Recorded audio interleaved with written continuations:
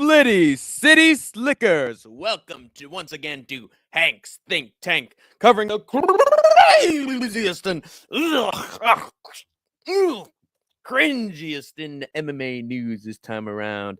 We have a bunch of implications on the next couple of days, including some strange occurrences showing up on people's Instagram stories that might lead to less successful performances on the nearest UFC card. We got a bunch of rumors and announcements regarding big-time champions in the UFC and who they're going to be fighting in the future. We have some drama, some classic he said, she said, or should I say he said, it's just a bunch of men crying about each other, just like Chris Curtis and Eric Nixick, who I will get to in just a little bit. Potential injuries, potential diseases, some pretty important closures and some big modifications and transitions, especially in the PFL, that will change the MMA world, probably for the worse, to be honest. For the PFL, it'll probably be better. And lots of gossip and lots of lies and speculation and anger from people, and that's usually what gets you the news, right? But also a surprising reunion between a couple of fighters that we will get to as well on Hank's Think Tank. And I tried my best to get the best, the most prestigious, the most important news I could from this week's cycle. So look out! Here comes Hank with the big time news. My favorite show, it is Kobe Wiggles' favorite show, and that's why Hank the Tank is keeping it up. And also, it's relatively popular. Went from getting, like 20 views, 30 views a pop to now sometimes I get 200, 300 views for the stream. So I'm glad that people have hopped onto the bandwagon and are enjoying the Hank's weekly think tank. Sad about the LA fires. I love that Jay Leno is handing out food. Yes. Well, he's probably not handing out food now. He was probably handing out food at the time that you shared that with me, Kobe Wiggle. But yes, that is very good of Jay Leno to do, especially since he has a historical reputation as sort of an egotist and someone of very little talent who tries to seize shows from other hosts. And so he needed to do something to wipe the slate clean, and I'm glad that he was able to find his purpose with that one. So it's never too late to do the right thing. Always do the right thing, Splitty City Slickers. That it might just be the moral of tonight's stream for Wednesday. But how is everybody doing? Hope you're enjoying your Wednesday nights. I am definitely enjoying my Wednesday today. Very, very, very excited for the future. Excited to see what this podcast has in store. Will it have new videos? Will it have new series? Will Hank the Tank continue to cover everything UFC and beyond? There's going to be a sick week of fights the week after this one. Just KSW in boxing. The Inoue is going to be back. LFA is having its big 200 show. PFL is having its last hurrah with Bellator. So there's going to be a lot of good stuff to look through before UFC goes back to the Saudis and their oil money. Hey, Liam Payne official. Hello, Hank the Tank. What's up? I just giving you a shout out on my radio show today. Thank you so much, DJ Aiden. Appreciate your input, my friend. Always very supportive of the channel, especially when it works out for him, especially when he gets something out of it. So good stuff, good stuff. Liam Payne, he's risen. He has risen, ladies and gentlemen. So congratulations to him for the heart just boom, boom, boom, bumping back to life for some reason so that he could be here in the Splitty City live chat of all places. Can you believe it? But I'm going to get into my first big piece of MMA news, if you guys don't mind. Is there anything else the Splitty City Slickers would like to say before Hank the Tank hops into the think tank, takes a big, deep dive, and fishes out his first big news story for you guys, dude, for you guys? DJ Aiden, he is a mucka. Baka. I'm going to make you history. Yes, sir. You better watch your step, DJ Aiden, or else the great MC Andrew B is going to put you in your place. You understand, little one? Will all of the shows be new? No, they won't. We are still going to have the think tank. We're still going to have the tier list. It's going to be on Thursday, though. Planning on it being on Thursday instead of Wednesday. So just so that we could still have our 3-show format for the regular week. And we could get the picks out early so that more people have access to them before the fights. And then I think we're gonna have change our perks for our memberships up a little bit so that we don't have to stream 24/7 in order for members to get some pretty cool perks, and so that I could have a break day before I have to scream my lungs out for the next big UFC fight companion. The one, the only, Hank the Tank. Man, I got the Bruce Buffer voice, and I've been sick as a dog for like a month, and my voice is better than Bruce's right now. It's a shame, man. There's just some people you wish can be in their prime forever. You got your Muhammad Ali's, your Michael Jordans, Steph. You have that with LeBron James, unfortunately. So maybe it's actually not a good thing, but Bruce Buffer's one of those guys where you just wish he could have lasted forever. Robin Williams as well, So, hey, I'm glad I'm going to be among those ranks. But Bruce Buffer, I wish he was the UFC announcer forever, and Dana White just left before him. Maybe it'll happen. Do you have a tank outside your house since you're Hank the Tank? Yes. Stolen valor. More stolen valor from Hank the Tank. Of course. It was from my time in Bosnia when I was helping all those, I was helping get back the Serbs that were trying to destroy their subcultural communities and promote their hatred. And Hank the Tank came in with his tank and then blasted them all to smithereens. And I got the poor demographics out of there before they were absolutely destroyed. So yeah, that's revisionist history right there for you. And also, I was there in Iraq. I was there in Iran. I was there in Afghanistan, Syria. I was all Pakistan. I was all over the place, brother. During the war in the Middle East. That was me driving a tank. And I had to get facial reconstruction surgery afterwards. I'm actually 50 years old. And then I got the reconstructive surgery. And here I am. And that's why they say I have an old soul, because they know that behind this face, inside those eyes, is the eyes of an 80-year-old man. So there you go. Let's get into our first big piece of MMA news, shall we? All right. Everybody's so excited for the Think Tank. And what is Hank the Tank going to say next? What's his big news cycle going to be? Here we go. Bellator has finally bitten the bullet once again, according to Ariel Helwani, the greatest MMA journalist of all time, you guys. Waiter, there's a hair in my matzo ball soup. The nose knows.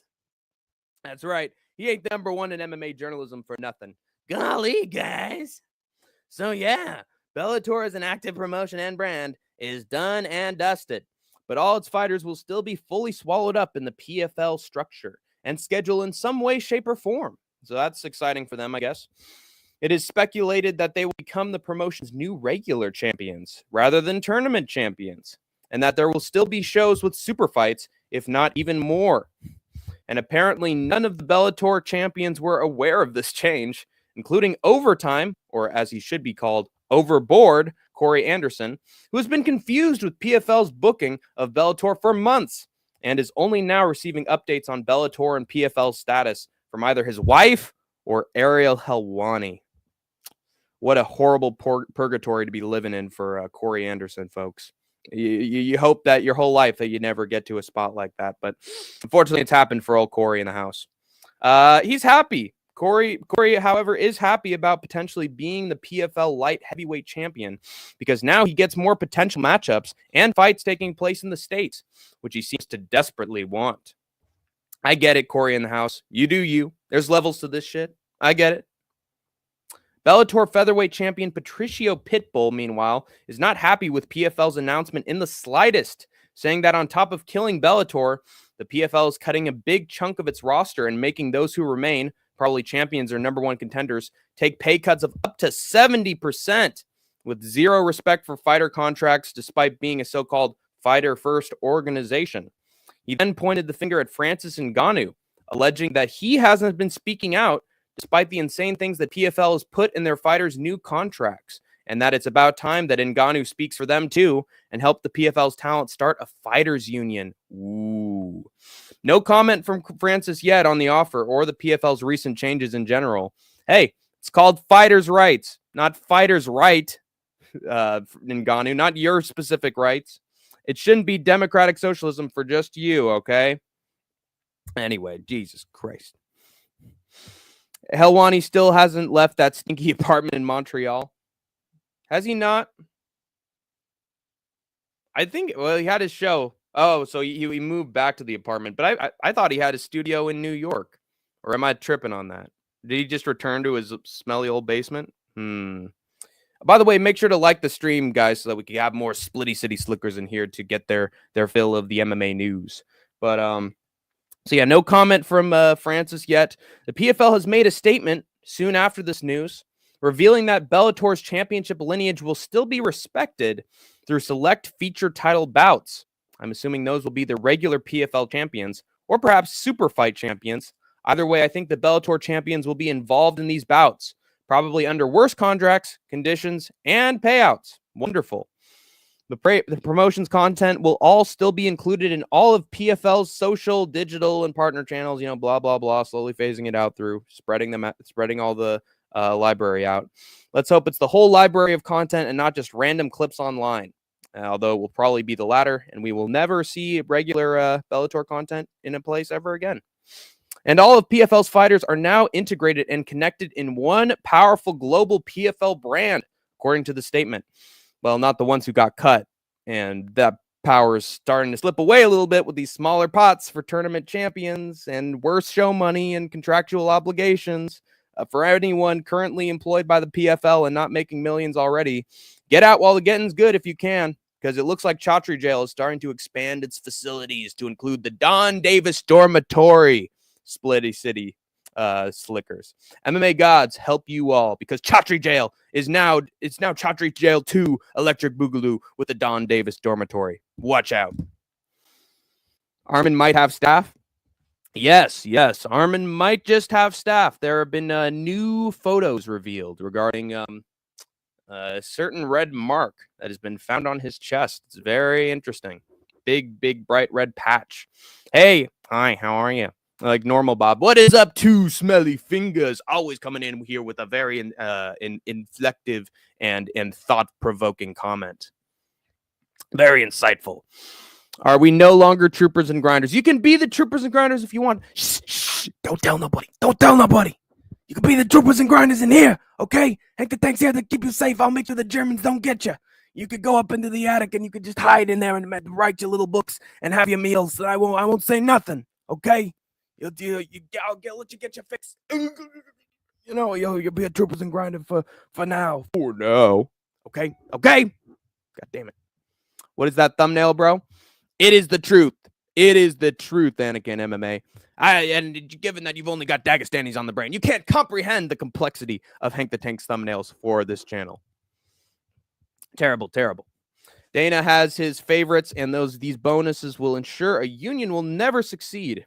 Yeah, because people want their lot. People think that they got a chance to actually make some decent money, and so they don't want to risk the bonuses through starting their own unions because it's fair.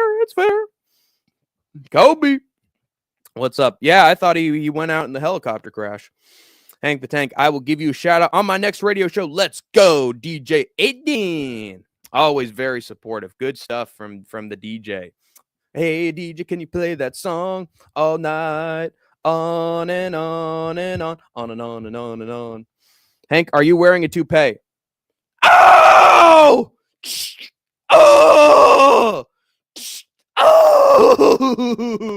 Why'd you make me do that? The hymns is working, guys.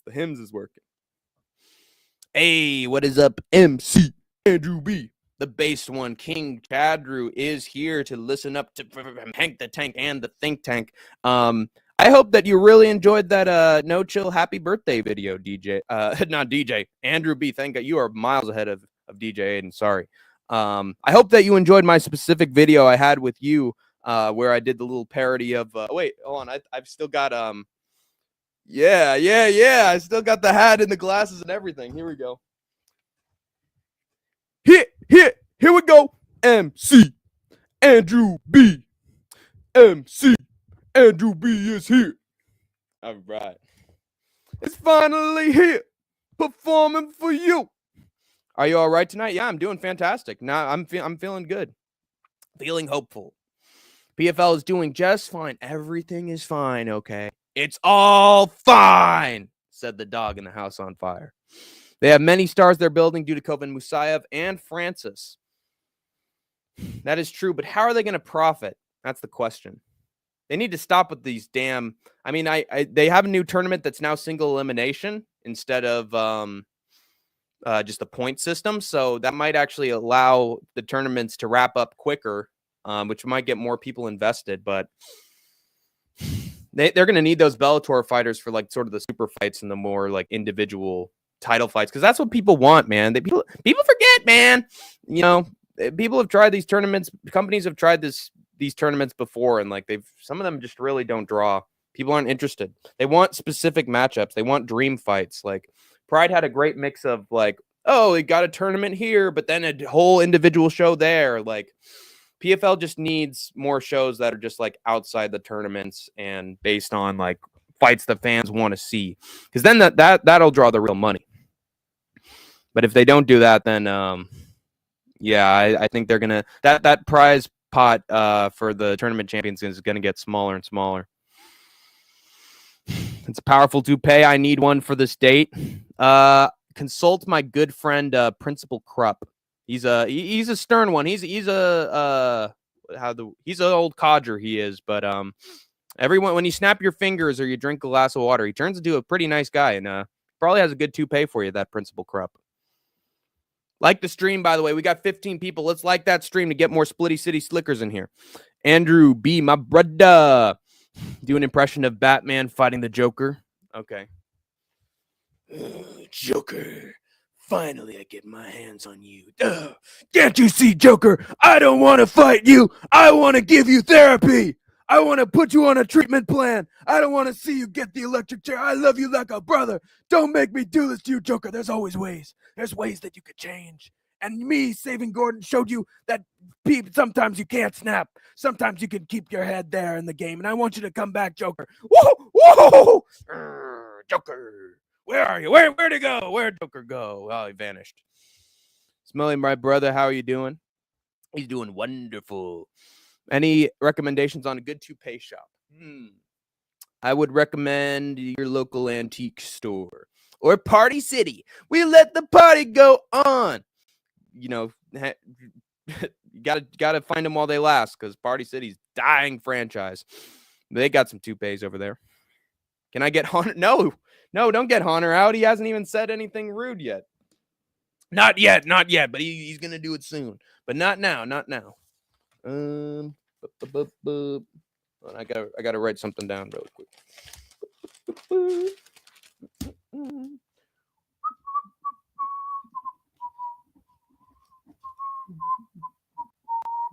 All right. Arman will unleash his inner Belushi. Food fight! Then he throws some pork in Islam's mouth. Oh, I'm joking, brother. Oh, why would you do that, brother? Oh, he's got him in a rear naked choke. He's choking, but not on the sub, on the pork chop. Sub Tank, Sub Chat, how is it going? Pastor Pulse Reloaded. Thank you for becoming a pastor, man. Congratulations on that, man. I'm sure that was a long time coming. And you have a very smooth inflection and a kind demeanor. So you'd probably make a good pastor, but just be careful. Just be careful of those Catholics, you know, the Catholic priests. Don't follow in their footsteps. Andrew B. Do you like my article on the group? My article on the group. I do like your rap. It's the best. No, thank you, Andrew. I like my article on the group. I think so. Please say nice job on my radio show today. Nice job on your radio show today, DJ Aiden. Dope. Woohoo! Ah! Hank got knocked the fuck out. That's right. Excellent, Smithers. Excellent. Do you need a wet, warm towel for you, sir? Put it on my back. I need moisture. I'm drying up like a raisin, Smithers. Honestly, I don't know how I've been staying alive this long. Well, there was the cryogenic chamber, but that was just a few years. Ooh, Smithers, it hurts. It hurts, Smithers. Oh, yes, sir. And make it hurt real good, sir. In my mind, the stuff I say is funny, but when I read it back, it makes me cringe. Ain't that us all, man? Whenever I see myself on camera, excluding whenever I'm on the podcast, my voice always comes out different than I expected it to, and I get real upset about it. But Sniff will roast me if I delete any messages. Yeah, he will, because that's against freedom of speech, brother. First Amendment, man. Yee! I put it in No Chills channel. Okay. Thank you, Andrew B. I'll go check that out, man. Sounds good. What was the article about? Was it just like a big thank you to all your friends who wished you a happy birthday, or what was it? Give me a summary. So Nurmagomedov trying to save a couple bucks flying Alaska. No, it wasn't Alaska. It was Flight Frontier or whatever the fuck it's called. And it's terrible. And I'll get into that news story very soon. But first, I got another old ditty for you guys. So listen up. Hey, listen up. Well. It looks like the UFC lightweight division's #1 contender and UFC 311 headliner Arman Tsarukyan has a staph infection. And not the other way around, finally. One of his recently shared stories on Instagram shows a big red blotch in the middle of Arman's chest, which looks a lot like an abscess or boil you would see on someone who has staph. Uh-oh. He showed the big red spot, not Clifford the big red dog, the big red spot, in multiple photos taken of him training. And if the rumors are true about its origin, Tsarukyan's in for a bad night at the office against Islam Makhachev. I tell you, brother. I had Makhachev by decision on the preview and picks last night, but now I think he probably gets a knockout in rounds 3 and 4. Staph, if it's real, is definitely going to affect Arman's cardio and mobility in the fight. And once Islam sees a wounded animal, he usually goes in for the kill. In this case, it'll be a quick combination that puts the lights out, or a knee up the middle that crumples him. I'm calling it. Still, sticking with my technical pick on Tapology, but my heart and soul, a knockout loss is nearing for Arman. He would have had a tough fight with him even if he didn't have staph. Now he's way more likely to lose in the most decisive way possible. Tough luck for Arman if this is true. And good. This is karma for Arman ganging up on that fake gangster Bobby Green with his pack of goons and refusing to do the anti-bullying PSA after backhanding a dumb fan. You reap what you sow, Arman Hammer. But in this case, Islam's the hammer and you're the nail. But there is an update. Arman's chest is vaguely seen in a recent episode of Embedded, and he doesn't appear to have the red mark. So perhaps it was a scab or some dried blood. Or the staph could have been reduced. It's hard to tell. But just keep that in mind that staph could still be a possibility, you guys. So yeah, lots of drama regarding whether Arman will be 100% for this fight or not. And he's already having to overcome a lot of adversity with this. But if this health news is true, then he's in a little bit of trouble. So Nurmagomedov to say thank you. Oh, yeah, that's nice. He pulled out the fight? No, he did not. He did not pull out the fight. But there are photos of him that he took at his gym that show him with a bit of red blotch right on his chest. Now, we saw a video of him coming out of, I think it was like a thawing chamber, or like it was just some chamber that you go in that sort of cryogenically soothes your limbs and make sure that you're in good shape after you come out, to sort of make sure that you're fresh and healthy, and that your muscles are less stressed. And he came out of it, and I didn't see the red dot. Now we saw him in the light for just a couple seconds, but I don't know. This one might be debunked, but we'll see.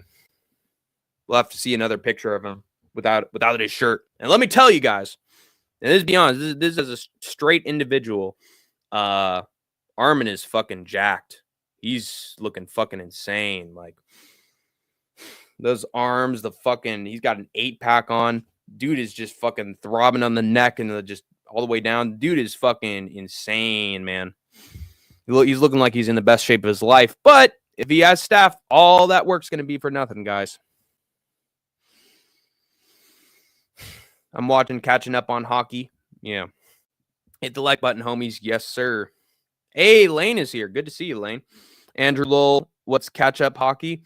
Well, you see, it happens when a fan throws his hot dog into the ice rink, and then the players they try to spread the ketchup all over the ice rink, and whoever has the most amount of the biggest area of ketchup on their side of the ice rink wins. And they have to catch up to each other, and then the ketchup's getting away. Got to make sure to grab the ketchup before it gets away. You know, make sure to bring your mustard. Buffalo Sabres. Nice. Let's go, Buffalo. Do you have family in Buffalo, by the way, Andrew B? Because you're a big fan of the Buffalo Bills, but you live in like Toronto or like Canada, right?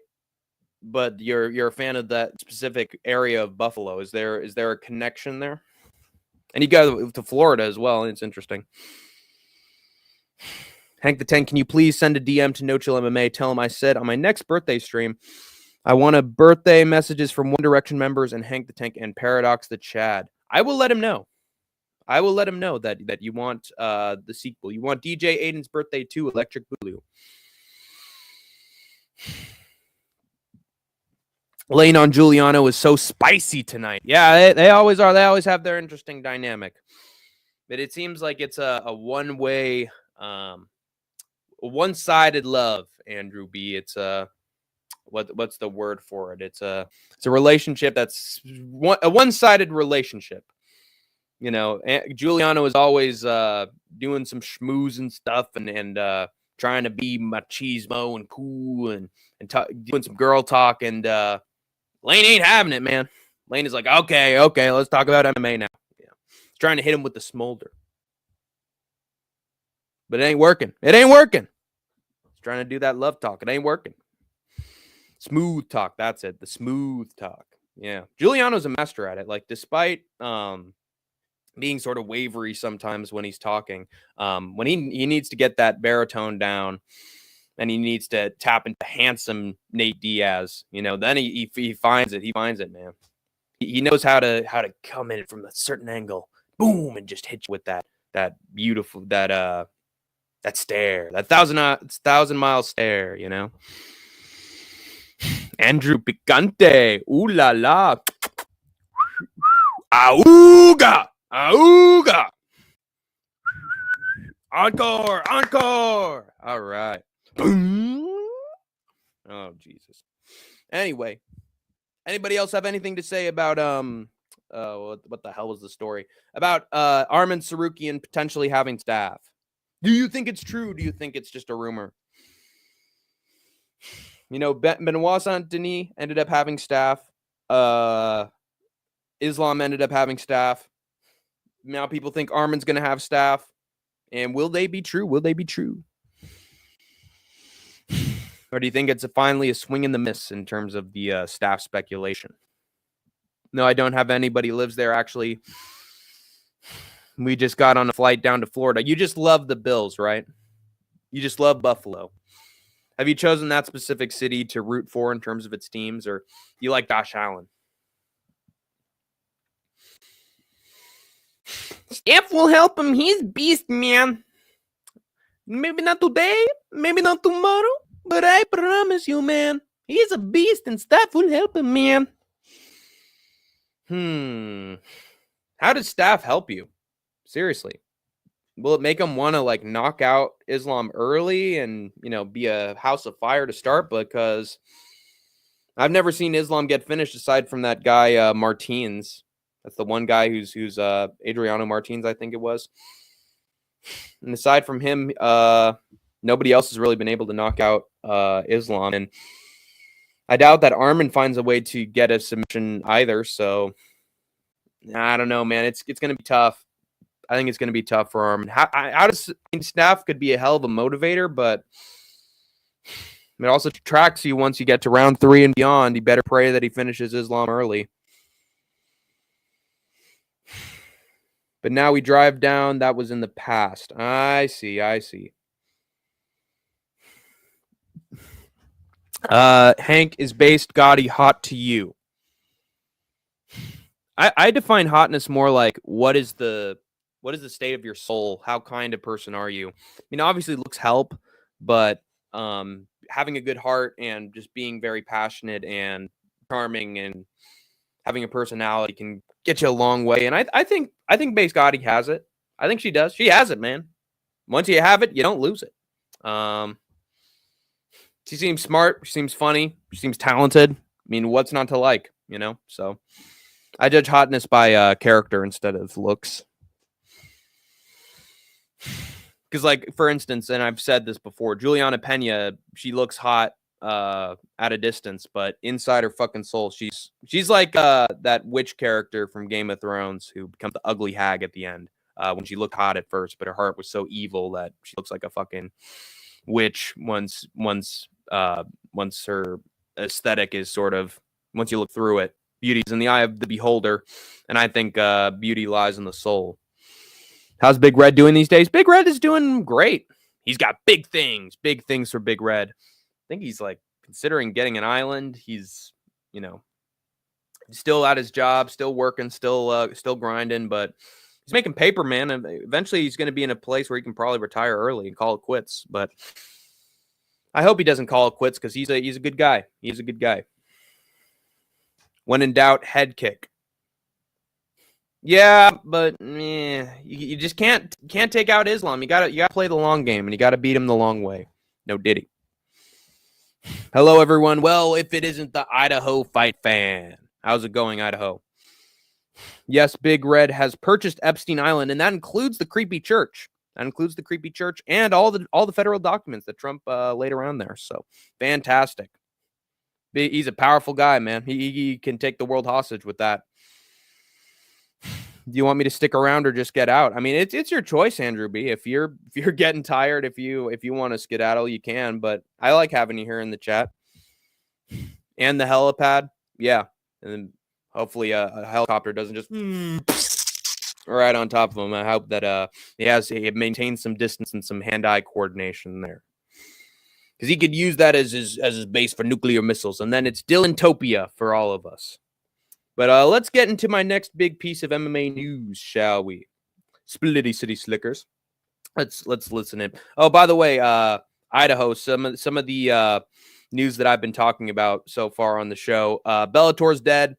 Its fighters will probably be fighting for the regular championship titles the company is planning on introducing in I don't know, about like a month or two.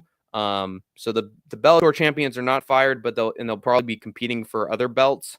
But there's been a lot of downsizing and a lot of cutting of contracts and negotiations and worse conditions and worse pay. And some of the champions are pissed about it and asking for Ngannou to go on strike with them. So it's interesting. There's a lot of changes going on in the PFL. Probably it'll make for a better product, but not it won't help PFL's reputation. And then also Arman Sarukian might have staph, because we saw a big red patch in the middle of his chest that was sort of looking like a boil or an abscess. And people are speculating. People forget, man. They don't know if it's like if it's a cut or not, that it was just like bloated, or if it's just some red mark that he got from sparring that's going to heal soon, because I don't know, it looks bad, but we'll see what happens.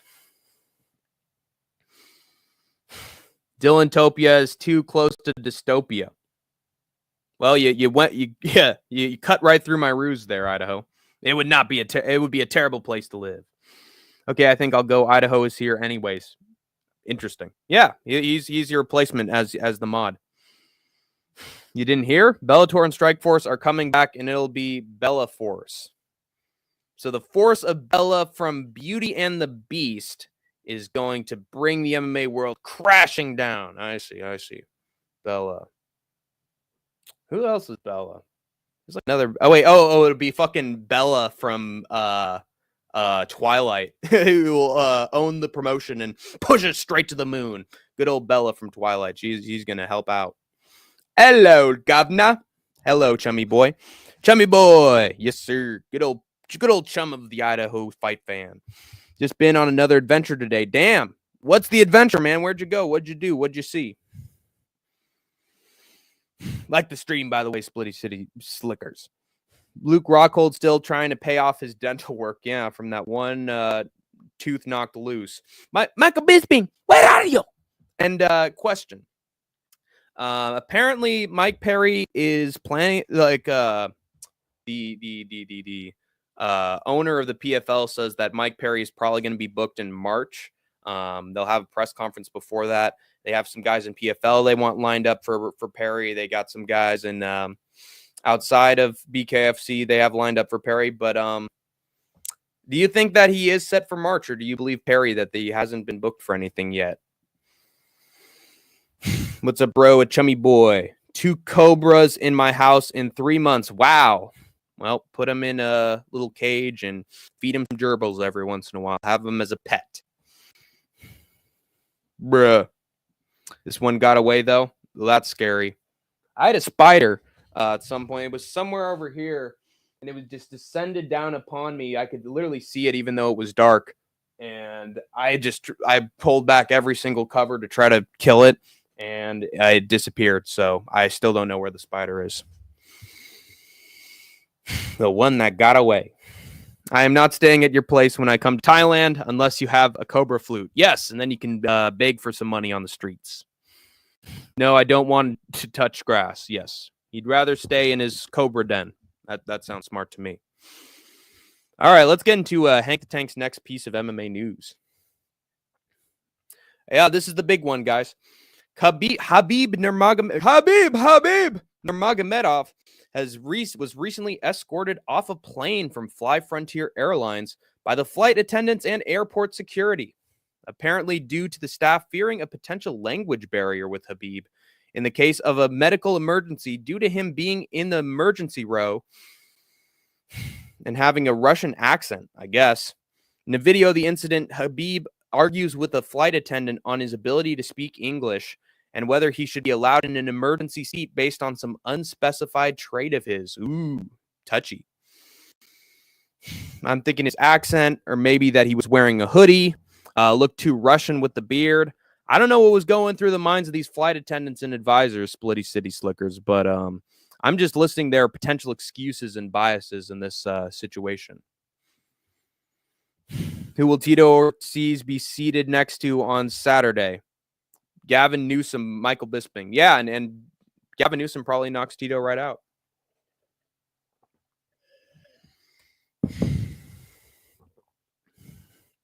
Good call, Idaho.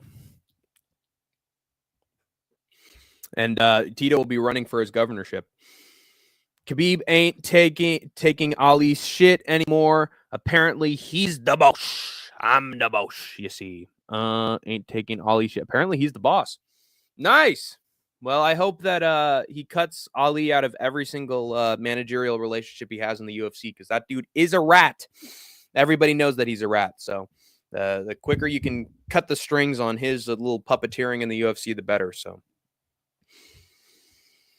hey, $5 from AJ. Thank you so much, AJ. Big Hank. Big ass Hank. There's the big red. And then there's the big red of the big Hank. Yes, sir. Thank you, AJ. Big time Hankerton. What you gonna do, brother, when the Hankster runs wild on you?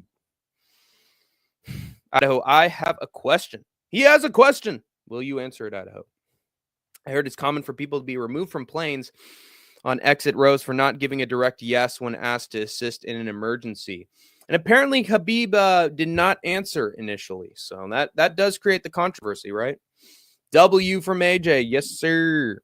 Anyway, continuing on with my story, because I actually have a little bit more to say about this. I get it. Oh. Yeah. Look too Russian with the beard. I don't know what was going through the minds of the flight attendants and advisors. I'm just listing potential excuses and biases. Maybe they heard him murmur burger under his breath and just thought, nope. Whatever the case may be, they wanted Khabib to either change seats or exit the plane, as he would be a problem if they had an emergency situation and he couldn't understand what they were saying during an emergency exit, or he didn't hear what they were saying. Again, that's their excuse, despite Khabib speaking English pretty fluently and having a lot of experience in the U.S. The flight attendant gave him an ultimatum, move or leave, and he chose to leave and board a later flight in another airline. According to Khabib, the flight attendant was rude to him from the jump and wanted him to move seats almost immediately based on appearance or what he was saying, which is effed up if it's true. My question is, how is Khabib questioned and escorted off the plane while Islam Makhachev isn't? He was sitting right next to Khabib, and he speaks English worse than him. How is he not given an ultimatum as well? Maybe he just said yes, and Khabib didn't respond. That going by Idaho's logic, maybe he just said yes immediately. But either way, it's very confusing. The staff's whole decision-making process here is very confusing. And although I will say it's true that Khabib isn't the most trustworthy person in the world, tax cheat, very remote and secretive gym out in the mountains. His cousin, Usman Nurmagomedov, was failed a drug test. And maybe his gym mates Khabib trains with are using including Islam with that. Oh, yeah. And then the gym mates Khabib trains with could be using as well, including Islam with that hydration test debacle at UFC 290. If one of the staff, or 284, that's it. If one of the staff knew about all that dirty laundry from Khabib ahead of the flight, they might have made the decision immediately upon seeing him, but I doubt that happened. The world is inhabited by casuals, and we live among them. But my point is, just because this forceful escort of Khabib out of his flight was uncalled for and biased, doesn't mean Khabib's Mr. Squeaky Clean, goody two shoes. Don't make him a racial, national, ethno-religious martyr because of this Dagestani fanboys and girls. I know you still will. I'm just asking for you not to.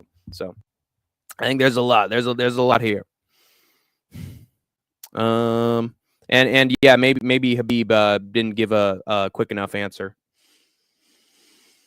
Right. So has Nurmagomedov run out of money? Did they seize his property in Russia? No, Dana White said that he's still filthy rich. But yeah, Dana was just confused as to why he even took Frontier flights in the first place. If he's made money from his UFC career, but maybe he sort of lost his fortunes with that tax shit, and now he's having to buy cheaper flights. Who knows? What do skateboarders honestly think about BMX and rollerbladers? Yeah, because that's sort of a variant to the sport, or a subdivision of it, with extreme biking and rollerblading. It's been settled in court. Michael Bisping got quite a couple Muay Thai fights lined up until February. I'm a happy man now. Excellent, chummy boy. May they be excellent shows. And I know Isha's going to love them. BMX peddlers and bladers are fine with us now. We all have a common enemy, the scooter kid. I mean, it's just hard to even get around on a scooter. I mean, if you're talking electric scooters, yeah, they're everywhere now. When I was on freaking campus as a college student, I was just seeing them head right through. Like, there were some scooters that honestly looked like a motorcycle more than they did a scooter. So, yeah, scooters are becoming dangerous, man. Literally, an electric scooter can burn a building down to the ground. So, yeah, scary stuff. And honestly, I've tried a scooter several times, and it's just hard to even get around in them. Because it all depends on just pushes and momentum and shit. Didn't used to be that way, too smelly. What's wrong with the U.S. and power-hungry airlines? It's because air travel is important. A lot of people need to get to various places, whether you're a citizen of the United States or not. People have to move, and as long as you have the airplanes, you have the power, you have the money, and you control, labor, the labor of your employees as well as people's time and their money. So the more you're needed, the worse these industries are. It's true. Scooters get it on site. I used to be a scooter kid. Help me. To enemy. Everybody's enemy, apparently. I often get detained and removed for being brown plus Canadian. I think that's true because Isha's actually told me about stories like that. The scary combination. Was that happening around in like the 2000s, early 2010s, or is that stuff still going on today and it's just an implicit bias? But yeah, it's a deadly combination. Let me show you something. Too smelly, yo, what's good? What's good in the hood? Filthy Canadians. Yeah, they're just trying to give Isha a bath. They're trying to hose him down. How's it hanging, broski? Lots of people are hanging right now. They're hanging out. First a doctor, now a fighter. What's next? First a doctor, now a fighter. What's next? Oh, God. Wait until airlines see this podcast and Hank tries to get on a plane. I can't understand your accent, sir. Hey, put that hoodie down, young man. Listen to me when I'm talking to you. Listen, you can either move your seat or you'll have to get off the plane. How about that guy? Can he move instead of me? Hey, man, I barely understand English, dude. I failed the 5th grade, so, I'm sorry, what did you ask me? Two smelly fingers, sup, buddy? Hank, Khabib is playing the nice guy persona. It's actually an inbred cousin banging scumbag. Conspiracy is honestly one of the funniest bits he's ever done. Long game with this one. It's not a bit. It's actually not a bit. I think everyone is just pretending that, well, there's no reason to criticize Dagestani fighters. No reason to criticize their gyms or their techniques or their success or Khabib's relationships or what he's done with taxes outside of the UFC. No. He's a kind on a saint. Hank on the no-fly list now? Not when I become a pilot. Question, if the plane was a Boeing and the flight attendant is a fan and trying to save his life. Yes, wow, that would be a fantastic anime level twist. Watched. And the flight attendant is a fan trying to save his life. Well, she was real mean to him, but maybe she was just putting on a face. Maybe she's a really good actor. Big number one fan, number one. Hey man, your kindness is 0. Your sense of urgency 0. Maybe he'll leave his cousin for her. Tell me, which shows are you fighting on? Let's go. No kids on razor scooters are like hazard zones at the skate park, like a new obstacle. I mean, are they necessarily new? I mean, haven't scooters been around for quite a while? Why is this a problem now? And this is what Isha's saying as well. Razor scooters are so 2001. How the heck are people still riding them? Maybe they're just a standard, a tradition, a staple. No, I'm not a fighter. Just saying there's a couple of good. Yeah, there's good Muay Thai fights. Tummy Boy's a fan of Muay Thai. The only one I'm fighting is the one marketing team. Yeah, and that's a fight you can't win, man. Hey, guys, stay humble. Sit down. Be humble. Hey, guys, I want to take a moment and do this for the first time in my life. I'm gay. Yeah, well, we at the Split Decision Combat Sports Podcast are very accepting of all of our fans, no matter their sexuality or their love life or their beliefs or thoughts or opinions or race, whatever category we need to pander to. You are accepted here in the Split Decision Combat Sports Podcast.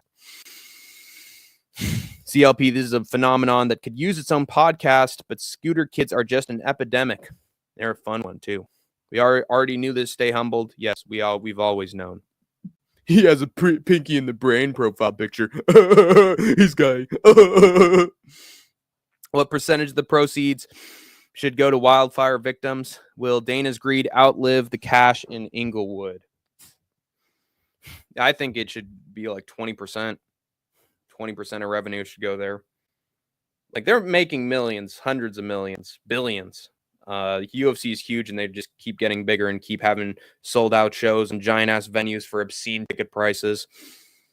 I mean, they're already going to make a boatload, so they might as well take a big percentage of that and just give the proceeds and make themselves look like a hero, man. Like, I think if anything, that would help the UFC and probably expand their shows across California if they did a huge, nice thing for LA. Like, could actually earn a decent reputation in that state. But no, Dana just wants the money. If he didn't want the money only, he would hate these ticket prices. I don't know, people could just get better and then they could be extremely disciplined. Caucus region of fighters at wrestling. And they would be extremely disciplined. Yeah. Born into MMA, born into the sport. There's being critical and there's being disrespectful and hateful. People get this twisted today, I find, regarding Daggy fighters in particular. Yeah, but at the same time, there have been some examples of Dagestani fighters getting popped for drugs. And then they're definitely improving the game and good for them. But I feel like they often receive privilege in the UFC, and I wouldn't be wrong for saying that at all. especially with the way geopolitics with the UFC work. Kids on scooters are left unattended at the skate park. They're young and don't know etiquette, but then these soft Gen Z kids just never stop scootering, refuse to move on to another action sport. Yeah, because the scooters are there, man. People enjoy their scooters, so they enjoy their scooters. Don't know etiquette. That is a problem. Because it's too hard. I've actually asked scooter bros at the skate park why they still scooter. They admit scootering is easier, so they don't want to take a chance and go up a level of difficulty. Exactly, Isha. Makes sense, skate. Damn kids. Old man yells at cloud. Can you explain to me why the U.S. like BJJ and wrestling so much? I'm not a hater, but just wondering. Because I've seen Brazilian champions. They're all American wrestlers. The U.S. has a rich history of winning Olympic gold, and being all American and winning contests. So there's a rich lineage and tradition of wrestling in America, and we've dominated in wrestling contests before on the global stage. And in terms of BJJ, I think that's more related to just an easy discipline for martial arts to protect yourself from bullying. Hey, I think why would it matter if a particular fighter from a particular region gets popped if you have admitted you think most fighters are already on roids? I haven't. I just do the little Nick Diaz, oh, everybody's on steroids. I do that, but I haven't said that most fighters are already on roids. Outside the UFC, maybe, but in the UFC, they still have drug testing agencies. So I don't know. You got to get past those. And I don't like cheating regardless. That's why I hate John Jones. NCAA wrestling is massive and direct link to Olympic program. Also sponsors, right? Money, money, money, money, money. Yeah, of course. And yeah, he's called the fight fan Anakin. Sorry. And he couldn't even spell skatesman right. And I don't know why Anakin would take his side in that matter whatsoever. USA has had a long history of rivaling Russia and Iran in wrestling for many years. On point from Misha. So you think drug testing works? I mean, I've been doing news stories here on the Think Tank, and there's been a fighter who's been popped in the UFC every couple weeks. So they're starting to do something right. They're doing better than USADA, that's for sure. Yeah, but you guys have guns. Wait. Yeah, but we're still very petty, and we're still getting into fights at school, and there are still bullies, and there's still personal matters. And honestly, people just want to be a badass. People want to get their masculinity back here in America. So it takes more than guns. Sometimes people just want to get buff and be some gym bros and know some good techniques. We need drugs in MMA. KSW is greater than UFC. And it's just better from UFC because it has Phil the Free. He has the GOAT, Phil the Free. Nonstop knockouts from a bunch of roid heads. And it's great. It's fantastic. Yeah. Either you believe it works in every athlete who gets popped or the only fighters who are on roids, or you think majority of athletes are on roids across all sports. No, it doesn't work that way because some MMA promotions have drug testing programs and others don't. There are still fighters that have been popped in several organizations, so it's not all or nothing at all. Hank, did you see the 313 bout order? 312 bout order. Let me look on my phone actually. Bump. Boom, boom, boom, boom, boom, boom, boom, boom, boom.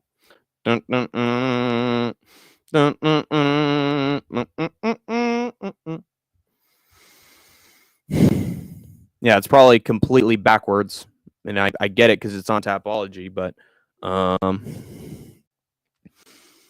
yeah, Zhang Weili number 2, Sharon Tafa, Crute, Matthews.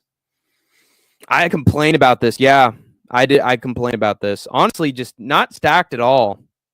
From top to bottom, like there aren't any big names. Like they're missing all the big ones. So it's just a failure in general. It doesn't matter because of the bout order. They just don't have the names. Dan Severn and Don Fry went to tag team Adesanya in Saudi. Wow. Is that a real story? They have Justin Toff as the featured fight. I know that card's going to completely bomb. I saw rumors that it was going to bomb for like since like a month or two ago. Just talk about sports in general. It's basically already proven it doesn't work to catch all PED users. Not all of them, but some of them. Like no system's perfect. So how many PED users do you believe don't get caught? I don't know. Don't ask me. I don't fucking know. You don't get caught. Probably 40, 50. My belief, it's a big percentage. Yeah.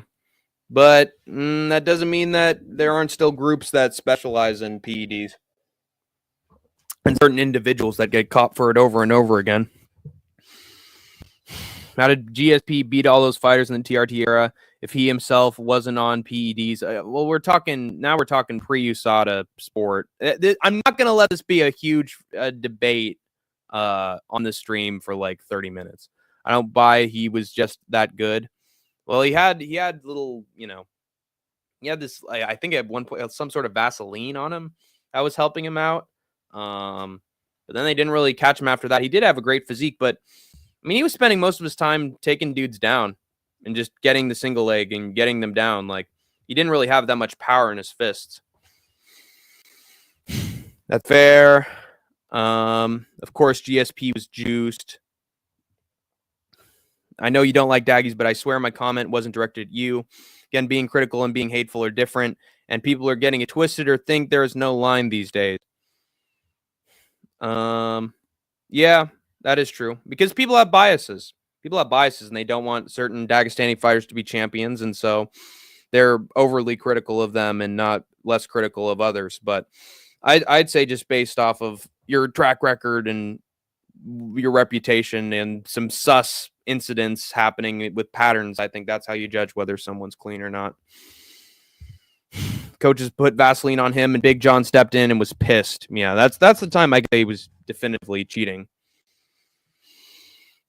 No, I'm just going down the rabbit hole, not trying to debate it. I personally believe most athletes are on PEDs in high-level sports. But seriously, GSP being on roids is more likely than not. All right. Well, that's ancient history, man. I mean, it would be interesting to see how GSP would do in an USADA era, whether he'd look like, what was his name? The guy who almost nearly beat him and then won the title. Looked super skinny afterwards. God, just Jimi Hendrix. Wait, no. Johnny Hendrix. Yeah, Johnny Hendrix just went from a fucking buff god to just a skinny little worm. Silva's GOAT, and that is true from Isha. In terms of a fighter and what he was able to do in the cage, nothing like Anderson Silva. He fought in the USADA era. He won a belt, and then he got popped. Then he got popped by the drug testing agencies after his win against Nick Diaz, I believe. Circumventing drug testing is basically just an IQ test. Lots of fighters getting accidentally popped for accidentally ingesting supplements these days instead of just outright being on roids. Johnny was never buff. He was always fat. Yeah, but he was in shape. I mean, he still had power in his fists. I'm gonna look this up. I swear he looked bigger pre versus post USADA. Johnny Hendrix with one N. That's very... Yeah. That's crazy. Yeah, he actually had muscle. He used to actually have muscle. He used to be broad-shouldered. Yeah. Gee, tale of two scales. Damn. Yeah. All that muscle. Yeah, he looks skinny, dude. He looks skinny, dude. I'm sorry. GSP fought Bisping in USADA era. No. That's who I meant. Yes, he did fight Bisping during USADA. No biases. Usually Dagi's style is just awfully boring. Sometimes, but Dagestani's fighters are starting to become sort of hybrid strikers and grapplers. Steroid power, Hank. Yeah, and then the chin went. Accidentally ingesting supplements. I'm telling you, I've done the think tank, and I've seen them accidentally, whether it was Mayra Bueno Silva or it was Khalil Roundtree. Now it's Azamat Mirzakhanov. It's happened before. I stand firm on my stance. Anyway, peace out, Hank. Have a good rest of the show. All right, catch you later, Idaho. Sometime is doctor prescribed. It's doctor. Yes, exactly. Yes. Good point from Chummy Boy. It's prescribed medication, and then it accidentally has a substance in it that isn't allowed by USADA. You can't lie. Movzar had fun fight. Oh my God. Are we seriously discussing Movzar again? When will they ever learn? You said Buff hinting that he went from jacked to skinny. He 100% was on juice, but he was always fat. And he was one of my favorites. I was rooting for him in all the GSP fights. Yeah.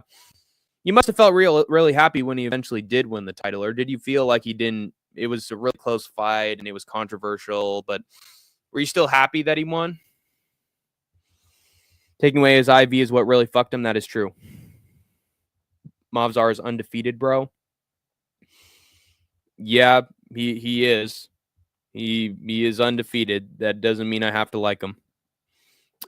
He's talented, no doubt about it. But I know that Anakin MMA with the profile pictures has very interesting takes on Movzar Evloev. He could beat Ilya Taporia. I'm not saying that.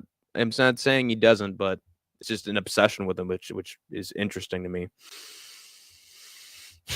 He admitted he would eat Burger King in camps and never took Dulce's diet seriously. Yikes. Yeah, thank God for that IV then. Dude, are you breathing in while you're eating? Diabetes. Anyway, moving on to Hank's next big piece of MMA news. Face front true believers. Umar Nurmagomedov and Islam Makhachev have both been accused of lying by fighters they're not all that fond of, as Merab Dvalishvili believes that Umar faked having a broken arm a few months ago. And Nate Diaz claims he didn't even know Islam was there when he was tossing water bottles at his team during the UFC 310 weigh-ins a month ago, and says that Makhachev fabricated the story of him showing respect to the lightweight champion in an elevator 5 to 6 months ago. Starting with Merab, he saw footage of Umar going to work, punching heavy bags in the gym during the same time frame. He claimed the doctor said that he had a fractured arm.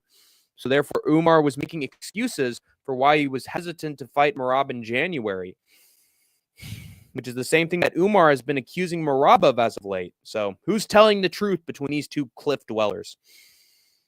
Well, I will say that it's strange that Umar suffers a fractured arm on x-ray, and then a few weeks later, it turns out he's fine, good as new, and it's posted in some cryptic tweet.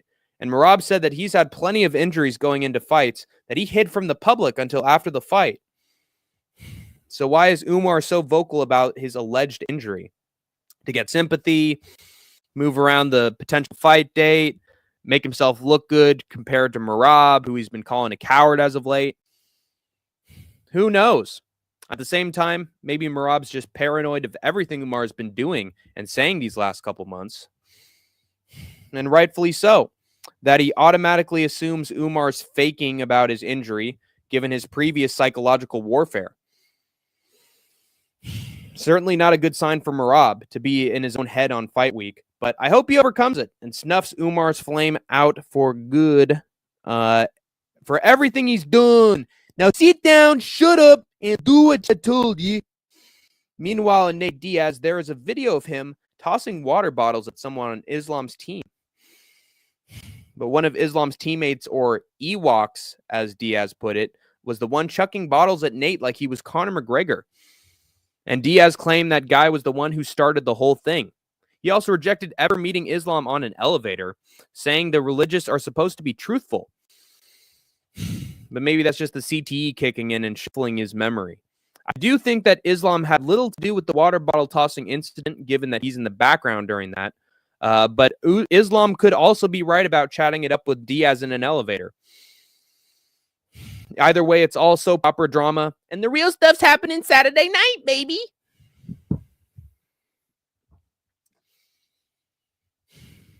If he took his career seriously versus relying on just power and wrestling strength, I don't think USADA would have derailed his career as much. Yeah, versus relying on just power. Right. Yeah. If he actually had range as a fighter and was more complete. I understand you're not a fan of the style, but it's MMA, not boxing. Yeah. I just don't think he's the chosen one, personally. It's true, Anakin. Don't go to SeaWorld front row if you don't want to get wet. Kickboxing and Muay Thai exists for fans who hate wrestling. All right, I'm out, boys. Good night. I like, but that's the thing. MMA feels bigger. It just does. I mean, there's Super Lek and there's Rod Tang, but who do we have in kickboxing and Muay Thai that's just huge? I mean, Buakaw, but that's them three, and then I don't know. I feel like there's less of star potential in Muay Thai and kickboxing, personally. Peace City Life. Yeah, like me. Just kidding. No. Poor welterweights holding up for Bilal Burrito Muhammad. Yes, the burrito from Sausage Party. Good old Bilal. I remember No Chill was shocked when Bilal Muhammad like said something horrible to a guy on Twitter, and then it turned out that shouldn't have said it because it was aged like milk and was just actually really out of it's really bad that he said something or joked about something. But Bilal Muhammad's he's Bilal the Bully Muhammad. Bully B. You know, he literally asked Darren Till on that Twitter live stream that, hey, let's go pick on somebody. Come on, let's go harass. Let's go insult somebody, Darren. Let's go after somebody. How about Robert Whitaker? You know, he's an insane individual. People really enjoy the drama, though. When it comes, yeah. I mean, that's why they loved Conor, and that's why UFC grew, is because of Conor McGregor. And when Rampage Jackson was starting shit with Sugar Rashad Evans, that was when Tough was at its peak ratings. And I'm more interested in Merab versus Umar than I am in Islam versus Arman, just because of all the drama and all the bad blood going into it. The drama sells, man, and wrestling is, I mean, MMA fans don't really want to admit it, but WWE is still bigger than the UFC. And that's because it's had its own form of soap opera drama live for decades and decades and decades. And as long as it's presented honestly, people can't get enough of it. So, and Chael Sonnen was huge. I mean, like, the best talkers in the business are what draw the tickets and draw the eyes, and it's why Strickland could have potentially become a star. He starts drama, so it is what it is. Bilal looks like a Matt Groening creation. He looks like Homer Simpson when he's trying to think of something.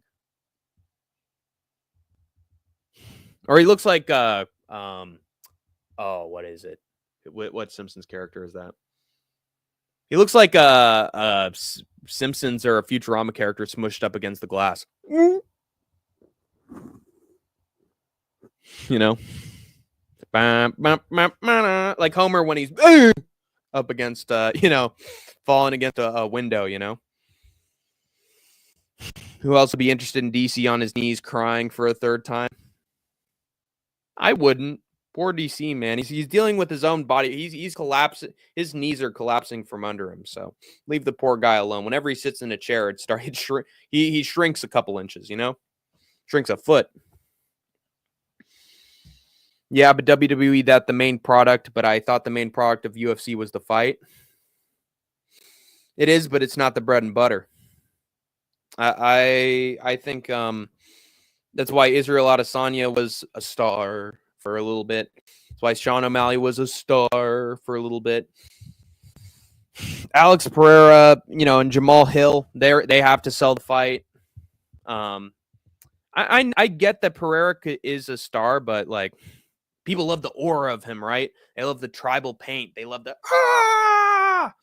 love the chama, you know? If he just was knocking fools out but not saying anything or providing any personality, would people really like Alex Pereira? I doubt it. You have to put yourself out there, whether or not you're a real athlete or not. It's the big talkers that end up making the big money. And it's true. Like Colby Covington. Wish we had Lesnar versus DC. Yeah, especially after Brock entered the cage and did the big push and everyone went crazy. How was that not booked, man? That would have sold 1 million tickets. That's probably would have sold over 1 million pay-per-view buys, but don't know how that never happened when both men were interested in it. I think maybe it was Brock Lesnar and WWE being booked for like WrestleMania or, booked to be world champion because he was active in wrestling around that time. So,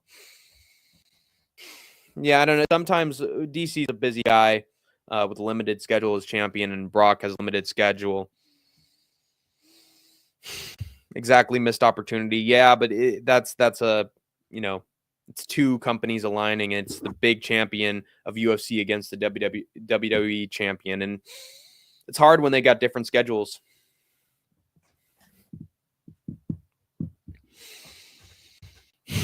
We might see Brock in the Rumble. We might. Especially after Vince sort of settled some of his legal troubles for now, Maybe the rub will be off of Brock a little bit, or the weight will be off Brock's shoulders a little bit, but I don't know. It might be like Hulk Hogan, where it's like a law of diminishing returns. And after people saw what happened with Brock, they'd like boo him for reasons outside wrestling, It's hard to predict how smart the fans are going to be on any given day. I don't think Brock was ever going to fight DC. He was renegotiating his contract with WWE and used it as leverage. Yeah, there you go. So he pushed DC in order to freak the WWE out and think that he's not wrestling for them anymore. So they gave him a bigger contract.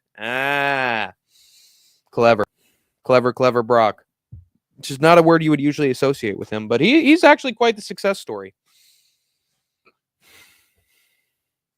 And Will Black Betty adds to my point exactly. Exactly. Brock is surprisingly business savvy. Yep, when he needs to be. It's how he's had the WWE around his finger ever since he came back. Especially after he beat Undertaker. How the fuck did he get booked to beat Undertaker, man? Unless he's business savvy and he's, calculating and he's good at backstage politics. Since he's that UFC title win basically ensured him sort of diplomatic immunity in the WWE until that Vince lawsuit. Jorge Masvidal's mixtapes flow like Miami synth. Yeah, just not his combinations. Brock has multiple properties and lives on a farm. Yep. I mean, he could retire right now if he wanted to, seriously. Out in the woods and no one would care. But always the entertainer, always wanting that money, even though he lives out on a farm out in the woods. Anyway, let's get to Hank the Tank's next big piece of MMA news. How about it, guys? Extreme Couture head coach Eric Nixick has found himself in some hot water from the online MMA community as of late, after claiming that it wasn't the early stoppage from Mark Smith in the Curtis Kopylov fight last night that he was mad about, but his excessive amount of pauses in round 2 and allowing some more recovery time for Roman Kopylov. The first one coming with Roman spitting out his mouthpiece, the second being Roman punching low and the referee calling time, and then a poke to Curtis's eye soon after that. Chris had apparently told Mark Smith before the fight that a major concern going into the contest was Roman stalling for time. Hey, Roman, let's go bowling. And asked him not to let it happen. And after 3 pauses in action in round 2, him and Nixick feel like Mark betrayed them. And now Eric claims whenever he sees Mark that it's him and his fighter against 2 opponents in his mind.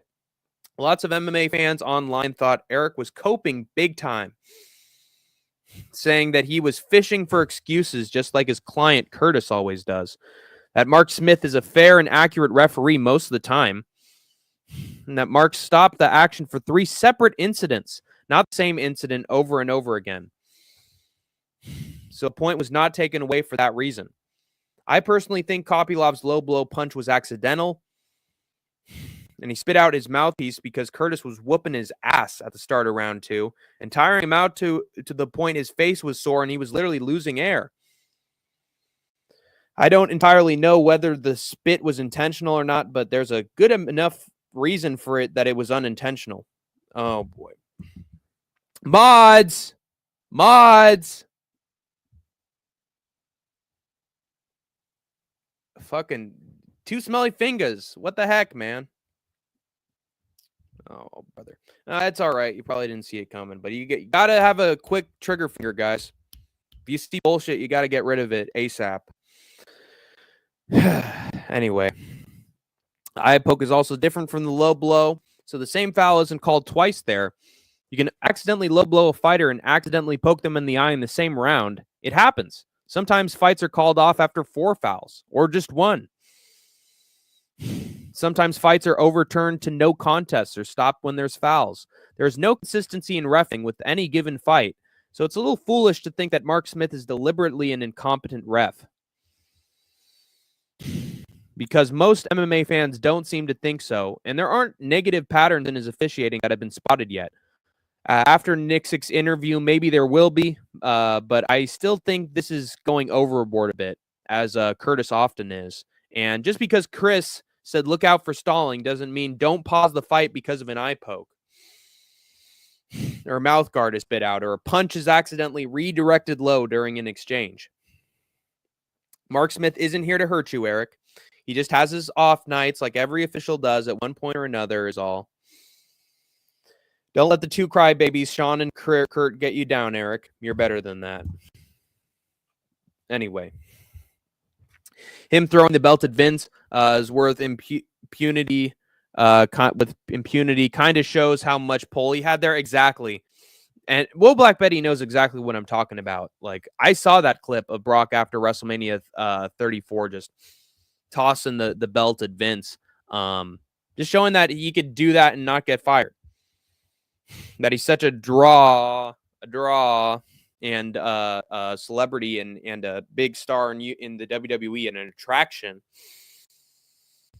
that the WWE basically can just shove it and just take it and like it. And again, the fact that he was so aggressive with Vince shows me that I think they had some stuff going on behind the scenes and some interesting interactions backstage, or in the hotel room, if you will. What did you think of Pentagon Jr.? Penta? I thought he did a good job transitioning to the WWE style. Only did one Canadian destroyer, which actually, heightens the impact and the effectiveness and the power of the move. I think his entrance was fantastic. They did a good job building him up with the video packages. I think he's the better talker of the two. He's a better talker than Phoenix. Like, Phoenix has his big Spanish quote, and then he, gives a shortened English translation. Whereas feels like Penna could have an English promo for 5 minutes and get over and really make himself a star. Because his promo after he beat Chad Gable was fantastic. The match was fantastic. And he just seems like a very easy fan favorite with a lot of great energy, just in the ring, outside the ring. I think Penna is a perfect fit for WWE, and I hope he wins. Because he's on Raw, man. And who's the Intercontinental title holder right now? Wait. Oh, it's Braun Breaker. Oh, yeah. Well, I could see him beating Braun Breaker completely. Maybe at WrestleMania.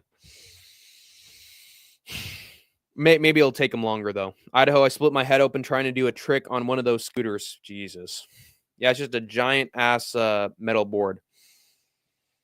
Neighbor lady hooked me up, gave me an ice pack and a cookie. I was leaking. Well, it was worth it for the cookie and the ice pack. Oh, R6. Maybe oh, come on now. Pathetic, man. It's just sad. Why do people even do this? Trace is trying to turn it into Nigeria. That was clever. I was typing apologies. What would be Nico Bellic's fighting style? Sambo? No, Nico. Yeah. Wait, Nico Bellic. Hey, Nico. He's from GTA. Yeah. Why does he get called Roman so many times? Oh no, he says, "Hey, it's Roman. Let's go bull." It's his cousin's name is Roman, right? What would be Nico Bellic's fighting style? Sambo? Yes. No. Some sort of Eastern European martial art. Maybe he'd fight like fucking Crow Cop, right kick hospital, left leg cemetery. Damn, how many alts you have? Too many. Waste of a life right there. Someone is diabolical. Stop it. I'm sorry, guys. So they found us, ladies and gentlemen. We got him. How much you want? How much do you want? Wait. No. I like that the AEW guys are going to WWE. Yeah, honestly, I feel like some of these AEW guys should go to NXT and become stars.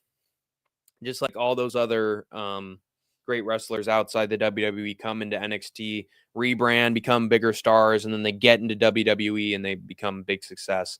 Because I honestly think that's what NXT is great right now, but it needs some like huge talent, some names, in order to become the real like good NXT from back in the day. MJF needs to be next, hopefully, to go there. I agree. God, just let him get away with the hard R once again. Damn. Sad stuff. Wow, the bruh has a hard on, yeah, for the N-word. Yeah. Maybe he needs to date a black woman in order to stop with this fucking obsession with a race that's not your own. Be one with the people. Maybe he's just jealous after all. You're mean to people that you love. Or he's just a fucking idiot. Wow, bruh has a hard on. Big Hank energy. Damn right, Michael Bisping. Yeah, I'll get rid of him over and over again. I don't give a shit. Be clever. Don't spam the N-word. It's pathetic and unoriginal. Yeah, make it a joke, Be like fucking Archie from All in the Family or Cartman and keep it below the surface. And let the hate flow through you. And then just make a joke. Make a joke. Oh, it's one big joke, guys. That's what all these comedians are doing these days. They're just masking their ignorance and their hatred behind jokes. So I'm a stand-up comedian. There you go. You'll actually make money from your spamming if you put it in a new light. Join Dave Chappelle. He's given up, folks. Yeah, don't pull a fucking what is his name?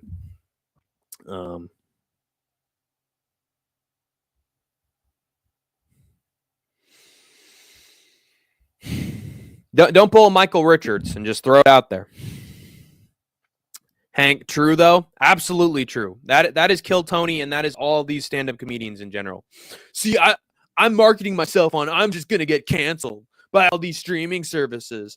I'm gonna have this big deal, and then I'm gonna throw out a joke that's gonna blow them away, and it's all angry and it's politicized, and I can't escape U.S. politics because I'm unoriginal. And I'm just going to be a representative of all the silent majority out there. I have a political purpose for my humor, you understand? Why can't we just get back to universal humor that everybody can like? Why does everybody have to push the boundaries that have already been pushed 1,000 times a million years ago? And, why can't we all just think of something funny? Why does it have to be me versus you? Or what is it like to be me? And what's it like to be you? Oh, because I don't mean to be racist. But something racist. Aren't I funny? Boo me, hiss me, throw cans at me. I'll make money anyway. Andrew Schultz, exactly. Yeah. K-Dot fucking smushed him. He fucking set him down to earth and then crushed him with his 5-foot sized boot. That little guy ruined that tall man's career. So don't mess with fucking Kendrick, dude. If Kendrick is calling you out, he's probably got a good fucking reason to. So there you go. Pathetic Kramer couldn't handle a comedy club. Yeah.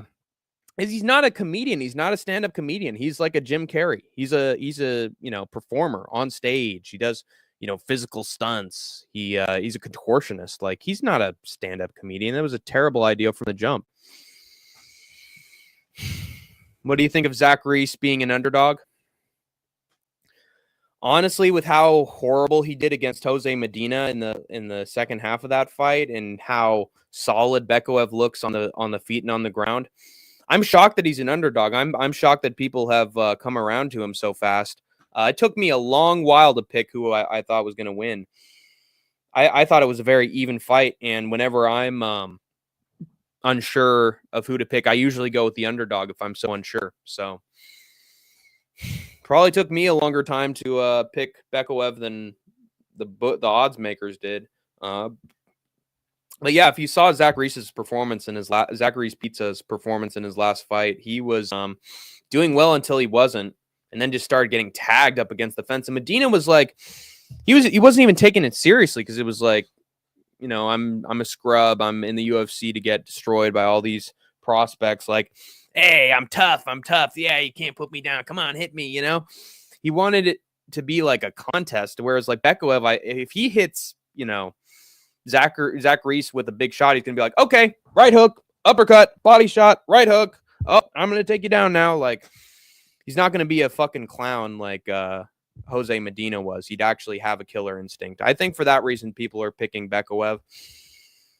And I know he was taken down by Dylan Butka and might have lost to him, but it seemed like Dylan Butka was doing well outside the UFC, and then like the Dylan Butka in the UFC is a different Dylan Butka.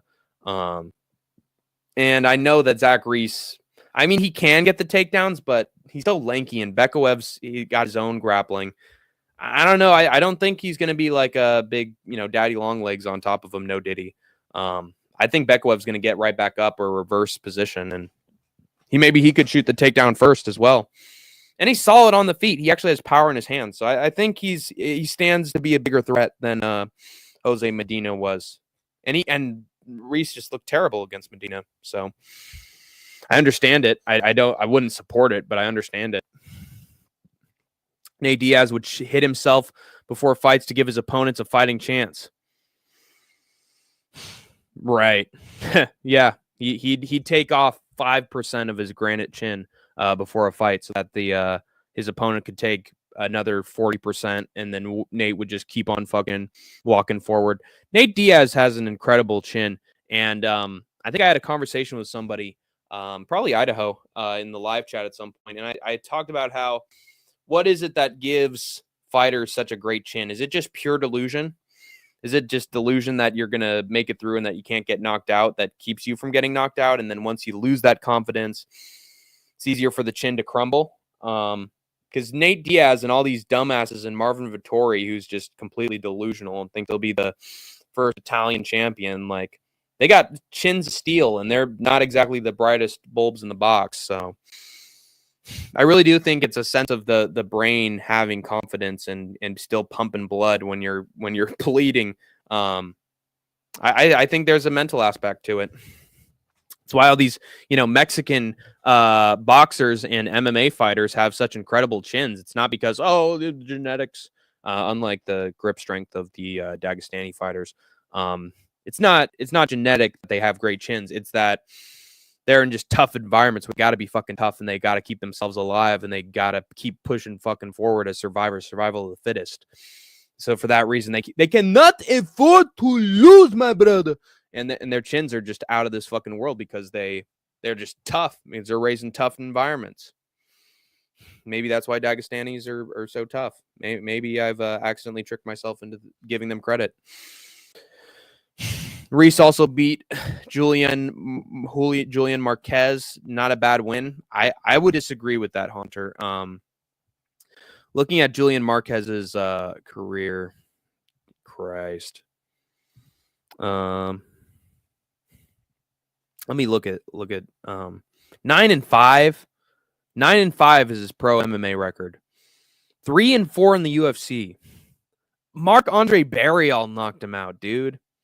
Gregory Rodriguez. He choked out Sam Alvey. Great. You know, Steve Chirico, which is like the one other quality opponent he loses to by split.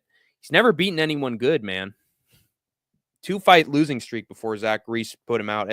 I think it's damning that Marc-Andre Barrial knocked him out. Barrial is not a knockout artist. It is. How many? It is that the reason why they have good chins, is because they're resilient and confident. Hank, how many minutes of power slap have you seen? The only power slap I've seen has been the commercials. So combine all those together, probably 30 minutes, or videos about them, maybe an hour. Critical videos, video essays.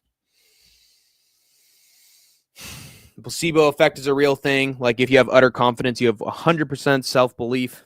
If you're delusional, it's a real thing. So this goes to show you have to be delusional to be an MMA fighter, guys. In order to get through a fucking fight, you have to have 100% confidence you're going to win in any given moment, unless your name's Leon Edwards, and then you can just throw out a head kick and you're the champion. So you can be completely unconfident and still win if you're Leon Edwards. If you're not, you got to be a tough motherfucker with a sense of delusion. Grandeurs of delusion. Delusions of grandeur, sorry. Anyway, my next big piece of MMA news. Wait, hold on. Let's see if the Split City Slickers have any more comments on what do you think of Eric Nixick's comments? Do you think it's true? Do you think he's a little justified for saying that the referee Mark Smith wasn't on point with some of the pauses he made in round 2, or do you think he's just coping that Curtis got knocked out? He doesn't have a problem with the early stoppage. He just has a problem with Mark Smith's work in round 2. But does he have a reason to be that upset about it, or is it all just circumstantial and he just needs to move on and stop being paranoid? That's why JVD will be a great fighter, pure delusion. Absolutely. Despite being, skinny as a good noodle.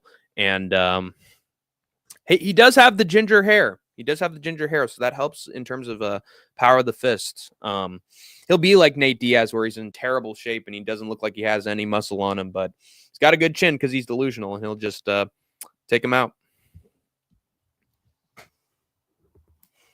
It'll be like that movie about him being in the boxer being in a prison with a bunch of Muay Thai guys, and the ginger will prevail. Time for an Arnold Schwarzenegger impression. Shut up! Shut up! Shut up! Shut up! It's not a tumor! It's not a... Hey, you! Put that cookie down! Put that cookie down! Oh, you are one ugly motherfucker. My man. Let off some steam, Bent. Run! Get out of LA! Get to the chopper! As your governor of California, I have too many helicopters privately built and owned by me. I have the ability to put out the fires, but I don't want to! I have to use my helicopters in the next Terminator Genesis 2 Electric Boogaloo movie. The Terminator Apocalypto. I'm using my helicopters for though. I can't use that to help put out the fires. Nine. I can't use the chopper. I got to get the choppers out of there. The fire department, they can handle everything themselves. Who needs it? Run for your lives. JVD has aspirations of going to KSW and Ryzen. Is that true? I would say go to Ryzen because he could easily knock out a 6-9 guy or a 7-8 character. He's got a better chance. You see, in Ryzen, every fight's 50-50, so there's a coin flip chance that JVD would get some wins in Ryzen. Whereas in KSW, he's so skinny that the roids wouldn't help. His health bar is limitless. Yeah. That brain of his, it should be donated to science after it's done. Hank, always a brilliant impressionist. Yeah, he mentioned he wanted to fight in one of those promotions. Yeah, definitely go to Ryzen. Yuri Prohaska became a success there. And he's just a skinny dude with delusions of grandeur. I know JVD probably hates me, but I feel like the guy's just misunderstood. He's just too high-strung. He is, yeah. I've actually had some decent conversations with him a time or two. There's been some live streams where he's fun to talk to. No chill, at one point, considered him a fun guy to talk to. I just think he's a little too sensitive and insecure about people's thought impressions of him. I also think he likes to start shit. And I mean, he was starting shit in people's chats long before he was live streaming, you know? Just always had his agenda to promote, always very passionate about everything whenever there was a disagreement. But when you'd actually talk to the guy, he was actually pretty chill. I just think, and it seemed like he was on the right track with the fighting thing. But, you know, sometimes there are individuals who perform and I'm going to be a fighter and I'm going to be squeaky clean, professional. I've changed my ways. You know, I'm a completely organized and very thoughtful individual, and I'll never get off the wagon ever again. And then what do you know? They get off the wagon like immediately after they say that they're born again or they're reformed.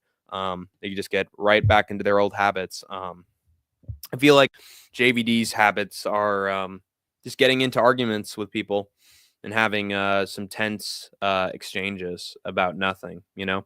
Like he was angry at me in Discord for something, but then he was like, oh, no, I just like to, you know, trade an insult or two, and I just like to start shit, so go ahead. But he was like saying rough stuff about me, you know? Even though it was all fun and games for him, like it's often not fun and games for the people that he's talking to. So I think he needs to tap into social cues more, because I think that's his biggest problem is like he's saying outrageous, wild shit. And like there are some people that aren't going to take that, you know? There's a limit to what you can bring up when you're in arguments. So takes himself too seriously, brings this stuff on himself. Exactly. Yes, perfect. It said exactly what I did. Clown is even mad at him now, and that's saying something. I know he's mad at Giuliano, which is crazy, to be honest. Giuliano's just a chill guy, so how the fuck did he get roped into it? But Clown is mad at everybody. You got to understand this, Anakin. Clown will be your friend or your enemy, just a snap of his fingers, the flip of a coin. Like whenever it benefits him, he'll be your friend or your enemy. If it means creating content and getting clicks and getting eyes on the prize and having fan investment, even if it's the Jerry Springer show, and he's having a black activist with a member of the sitting in the same room together and creating chaos. It doesn't matter. He's getting views. He's getting attention. He's an attention sinker. It doesn't matter the quality of his content, but it doesn't matter this color of the skin, but the quality of your character. And his quality is lacking. It doesn't exist. He doesn't have any or principles. So you can't argue with that. He's a blank slate. He's a blank palette. He's a chameleon. He'll take on several colors and shapes, and as long as he's blending into his environment and surviving. There's no definitive trait about him. Lay your hand on the good book and praise to the good Lord above for forgiveness, and maybe you'll see your salvation. I mean, ask that of JVD and the Clown, not me. I'm an atheist, baby, so ain't no way I'm doing that. But I respect the religion and its practices, just not some of the people who follow it. It's like anything JVD does, drama just continues. I hope that he can avoid that in the future. I know. I was the same way. I was the same way. Like you know the amount of times that I've been in debates with people. I've been in. Oh wait, hold on. I was gifted a membership. Dougie's Corner, let's fucking go, dude. Doug's Corner got a membership for Doug. That's awesome. Love it. That's good stuff. Hey, Dougie's a good guy, by the way. And he's going live apparently. But anyway, what was I trying to say?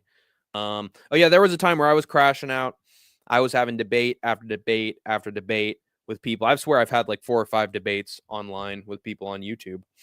It's because I'm set in my ways, guys. It's because I have my opinions and I make sure that they are shared if I feel like it's the right time to do so, and people are being misinformed. And so I give my perspective. People in this community can't handle it. They challenge me to debates. I usually do pretty well in them, even though like they're, I don't think I'm a born debater or master debater because there are just times I'm not as slick and not like trying to, push my narrative, but just like trying to lay down the facts. And sometimes people think that's like boring or just completely uninformative. But I just say what I say and I tell the truth and I just try to make a most accurate depiction of my side as I can. And I've won debates before, but I am a crash out merchant. I will admit it. If you've seen any Fight Companions, that's what I do. And sometimes it's not even of my own volition. Sometimes it just comes out of me when I'm, reacting to shows. So I've got a little bit of that darkness in myself. I've tried to keep it as polished as I can, and used sparingly if possible. I've learned to do it over time, but we're all human after all. I just think that his approach is to start stuff from the start. Like it's the cause a riot. He wants to start beefs because it's funny. I start beefs when I'm really mad at somebody, when I'm actually pissed at somebody, and they're disrespecting me. That's a difference. So if you're gonna start shit, you should have a good reason. That's my opinion. Don't start shit, just start shit. Gurus spawning hobbit hoodlums. Yeah, like fucking Rigo or fucking what the hell is his rider? Eagle and Lucas. Yeah, he's made a bunch at bedtime as well. Yeah, he's given birth to some very strange personas. But I will say that I might be among them because I was a fan of his for 2 good years before I was starting this shit. And as you can tell, there are certain things about what I do that I sort of take what's the word for it? I got to think. Take influence from him. What's the word for that? Take inspiration from him, like in terms of his voices, his impressions, some of his principles. And you could say like, oh, Hank the Tank is just a guru glazer and a guru copier, but how am I a copier or glazer when I consider the stuff he's saying to be right? When you make a statement about Jones being gay and you've got the evidence to prove it, like I'm gonna have that perspective. When there's some creepy shit involving certain fighters from certain regions who have some very secretive practices, and those come to the surface, and there's some weird hydration test stuff in Australia. I'm gonna take that as an example, and I'm gonna use it by example. I don't know, man. He seems like one of those YouTubers that just really does his research when he's making a video. And I think that he's one of the more honest ones, despite, in my opinion, like I don't agree with him whatsoever on politics and several other things, because I think he is a very withdrawn person. I find it strange that he's so obsessed with U.S. politics and stuff when he's on a completely different, in Britain, right at the edge of fucking Europe. Why don't you talk about European politics and your problems and what's going on with you? Like I don't get the fascination with the U.S. It's like everybody in Europe and in other countries just sort of like we're weeaboos for Japan. Everyone else is westaboos for the United States because we have the money and we have the influence and we have the power. I get it, but I don't know. Like it's when you're just so obsessed with something that isn't even related to you. That's when it sort of disturbs me a little bit because it's like finding a religion. It's like finding something outside of your own bubble that you venerate a little bit. It's strange. I just find it a little bit strange. But I think in terms of his MMA takes, I think he's usually spot on because he actually has the footage to prove it. And he sort of shrunk Nina Drama down to size, cut her down a peg or two. I think that was necessary. Same thing with John Jones, plenty others. Dana White, and he goes after Dana White, which is the ultimate sign of authenticity. If you can diss the boss when you're showing up and embedded in UFC trailers, like in countdown videos, like that's the ultimate sign of honesty. Maybe he's honestly an idiot, but I am too. So it is what it is. Anyway, next piece of MMA news. Robert Whittaker and Israel Adesanya are now training together ahead of Izzy's fight with Nasruddin Imavov. And MMA Twitter has responded mostly positively to this. I believe Izzy tweeted, new year, new friendships, new bonds, New Year's. Oh God, what's the quote from that?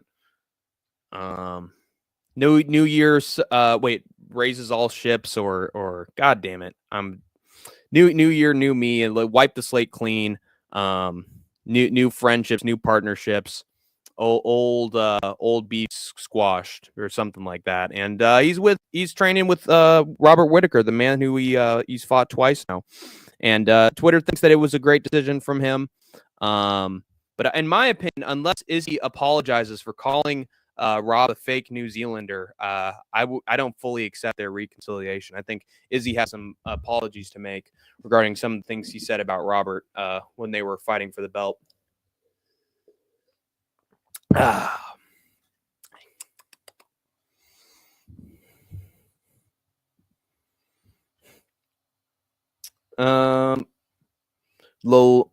Rob should move to light heavyweight. I think he'd do well. Yeah. I think he'd at least win a few more fights. How far does he get, though? That's the question. I wonder if he beats up Magomed Ankalaev. That's a good question. But I feel like Rob, he's got such a bad chin, man. Even Paulo Costa's putting him on skates. Don't you think a light heavyweight would really put him out bad if he gets hit even once? You know, he'd have to be perfect in those fights. I think he makes it but even Bogdan Guskov could knock him out, man. Nah, his chin's dead, man. It's bad. Adesanya is already getting punished going to Saudi. The thin air will do him well. The thin air will not do him well. Yeah, if anybody who's not living in Central Asia or the Middle East is fucked. Magomed would sub him like Hamzat. Yeah, that'd be sad. I think he would have a shot on the feet, though. You got to admit that. Rob gets smoked at 205, bro. You used to fight at 170. Yeah, the chin's just going to get destroyed. Rob's going to need more dental work. Yeah. He's going to lose every one of those chompers.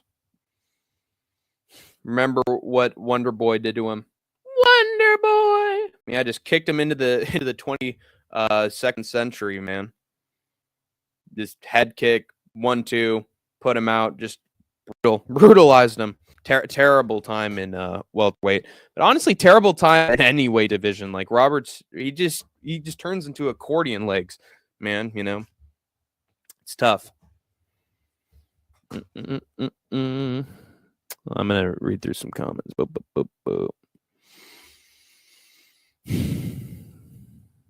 yeah. Sorry, my phone's as dead as disco. You know, I actually I shared with Kobe Wiggle a video of It's Always Sunny in Philadelphia where Frank's like, your mother's dead. That's right. I'm not even kidding this time. She says, that is disco. Who wants champagne? Oh, God. Oh, God. Night fever. You know how to do it. The night fever. You know how to show it. Boom, boom, boom. Don't know when. Gonna feel sorry no way. You cannot dance. You cannot stand. Oh, night fever. You know how to show it. When DDP made him quit, I lost faith in him. Oh, yeah, Robert. Yeah. He's not going to get back to the mountaintop. I thought he'd stuff a few takedowns, though. A few. Didn't end up happening. Disco boy, run to the mirror and comb your hair. Yes, sir. You got it, partner. Run to the mirror and comb your hair. Have you seen Saturday Night Fever before? I heard it was a sort of a shitty movie, but the soundtrack from the Bee Gees is fantastic. Yes, sir. Hank grow out the beard and become Khabib Nurmagomedov. Yes, the Russian second cousin twice removed of Tank Davis. Yes. Also grandnephew of Nate the Train in over in Hemwan Halobo. Just an American Cali kid. Uriah Faber coming over to Russia and beating all them Dagestanis and stuffing those takedowns, elbows to the back of the head, putting them out. Hank the Tank in the UFC, and I smashed him, brother. And I take him down, and I submit him, and I crush you in my fist. Kill everybody, brother. Kill everybody. I'm the champ. I'm the man. Grow the hair like Mobzar. Yeah, I'm there. I'm actually getting pretty close to it, to be honest. I just have to keep growing it. I'm close enough. Fuck. Terrible. Anyway, smash, brother. Chicken, everybody chicken. Send location. Send location. I want to smash. I want to Netflix and chill. I want to turn on the big screen and smash, brother. Anyway, our next big piece of MMA news, if you call it big, Holly Holm has finally parted ways with the UFC. She's currently seeking other options in MMA and boxing, and the UFC obliged, given that she's damaged goods. That's true. I don't know if she wins any boxing match outside the UFC, to be honest, at this rate. She's looked awful on the feet in the cage these last couple of years, honestly. She's literally relied on becoming Merab Dvalishvili, the female version, in order to win her fights. I think her best shot is definitely an Invicta. She finds the takedown. She's a tall motherfucker. And, her wrestling's solid. If, oh God, who was it? It was Invicta Feather. God, what was her name? Jennifer Maia. Jennifer Maia can win a title in Invicta. Holly Holm absolutely can. But in my opinion, she might just want to retire already. She's becoming the most boring female competitor in MMA, and I don't care what her name value is. She's going to put those fans to sleep, and they'll get tired of her. So, yeah, she stinks. Isn't the preacher's daughter 65? In MMA years, absolutely. Bahali and BKFC Fookit. Yeah. And then her opponents can just fucking make her uglier than she already is and just make her a fucking disgrace on the way out. She's been a disgrace to the UFC the last 2 years. If you can even call her style fighting, it's just embarrassing to sport. And I was so happy that Kayla Harrison subbed her. This garbage against the fence, like literally the embodiment of just cheap wins in the sport. She's just gonna be terrible at boxing too. I don't care that she's a Golden Gloves champion. She don't have it in the striking no more. So yeah, I think she'd get bloodied up in BKFC. She'd get destroyed.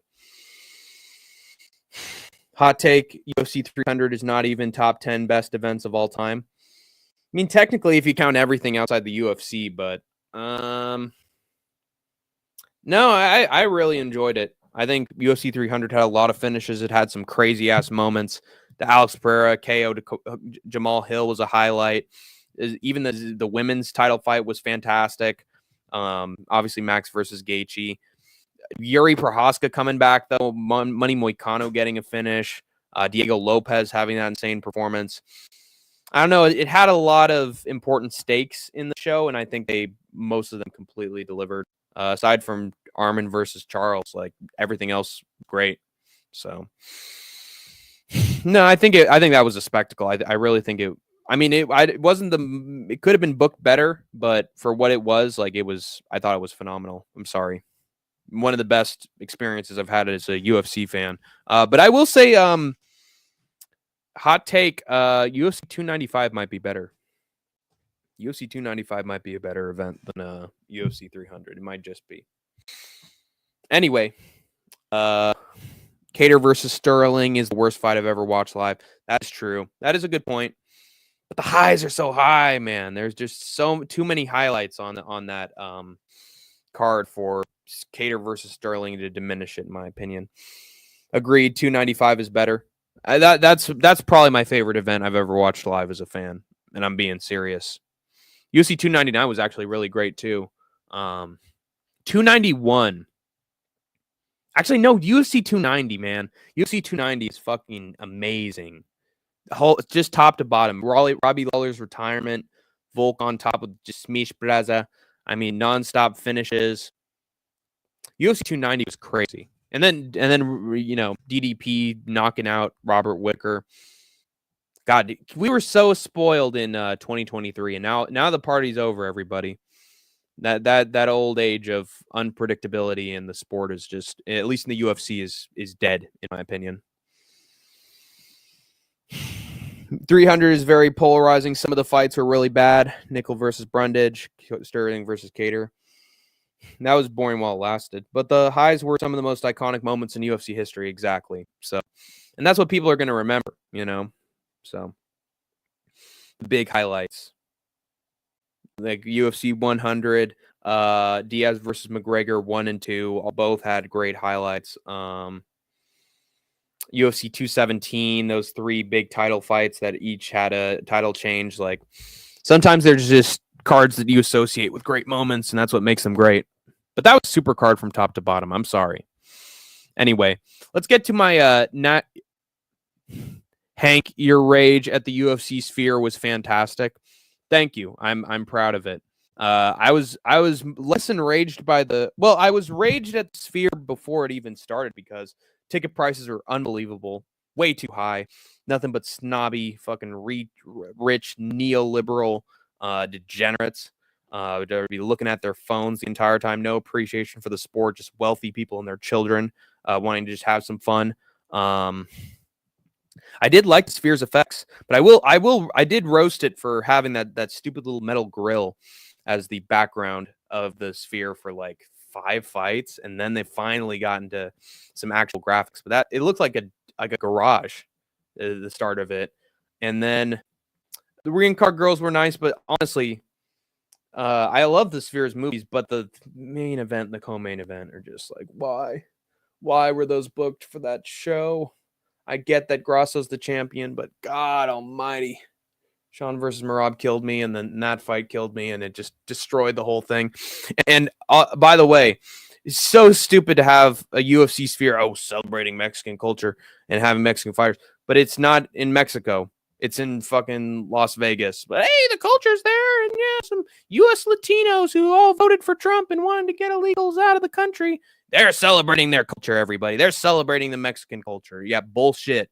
Bullshit. Unless you're in Mexico or somewhere in Latin America, bullshit. So I don't want to hear it about, celebrating Mexican culture. You don't give a shit. You're just appropriating it. And like 90% of Mexican fighters lost on that sphere card as well. Honestly, it's a dead region to get talent at this point. They're all failing. We used to have 3 Mexican champions. Technically doesn't count anymore. Moreno lost his. Yair Rodriguez was interim champion, never a champion, and Grasso looked like absolute dog shit after a big underdog win. Mexico is a dying region for MMA, so fuck them.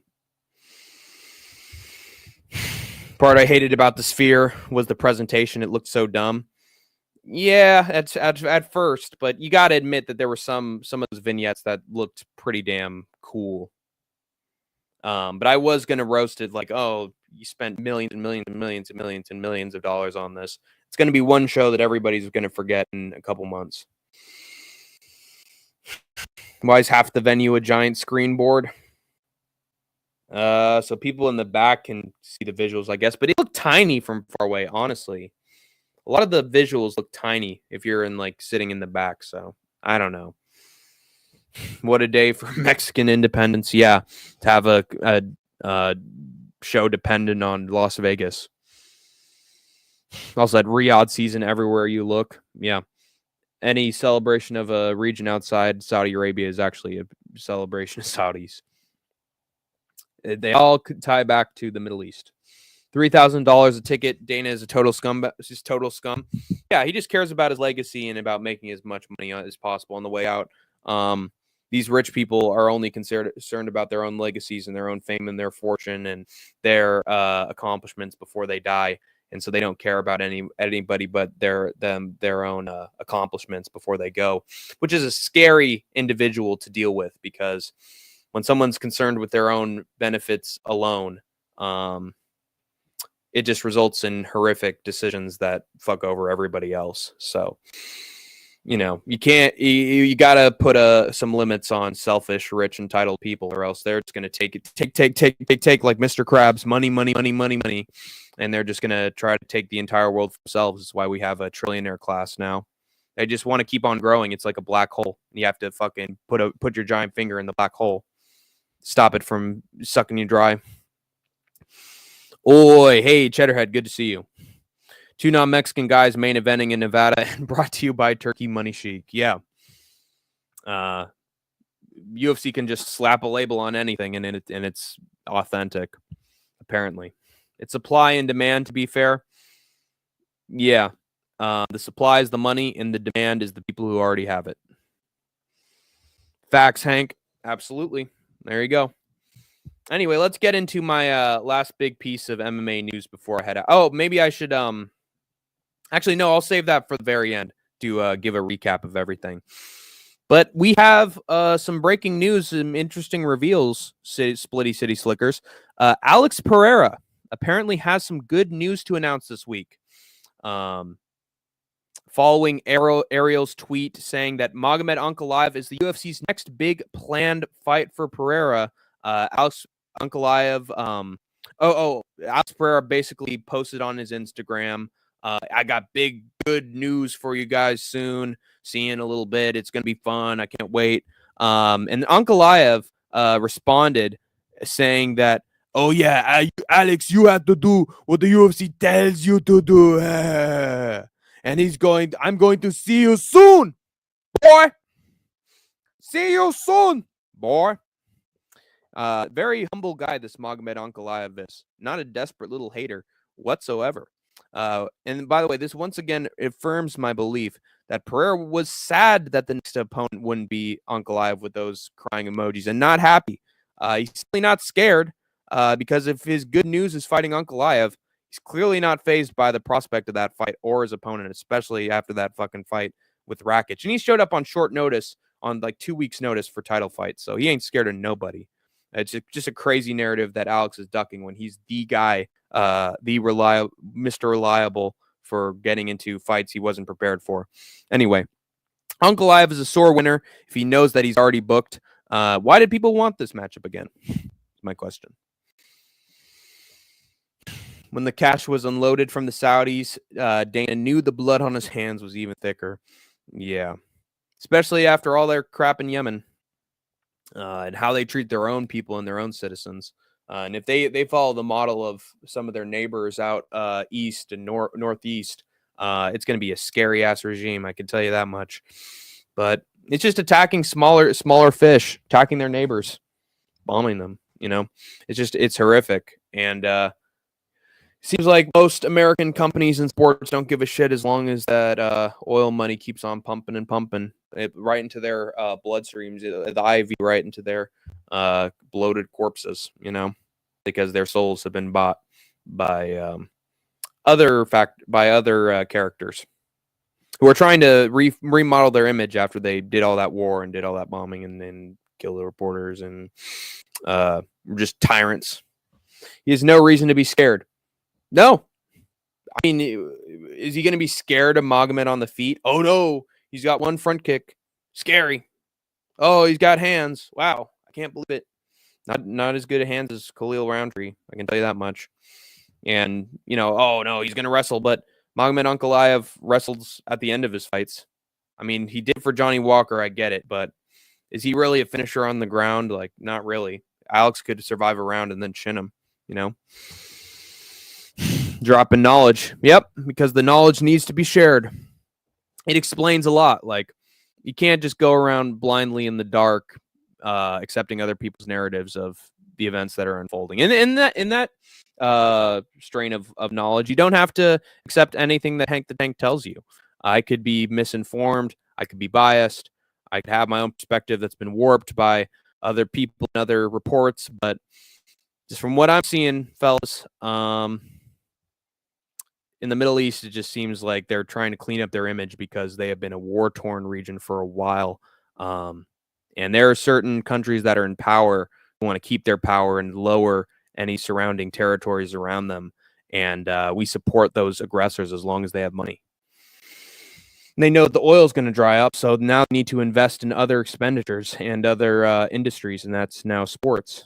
But we can't let them just completely wipe the slate clean because their slate is filthy and it's covered in blood and oil, and we have to remind them of that.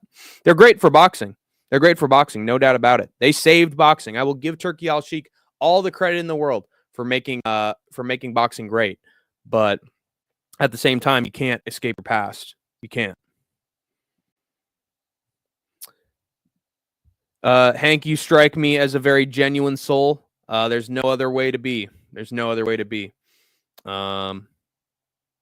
Eventually, if you're disingenuous, it's going to catch up to you.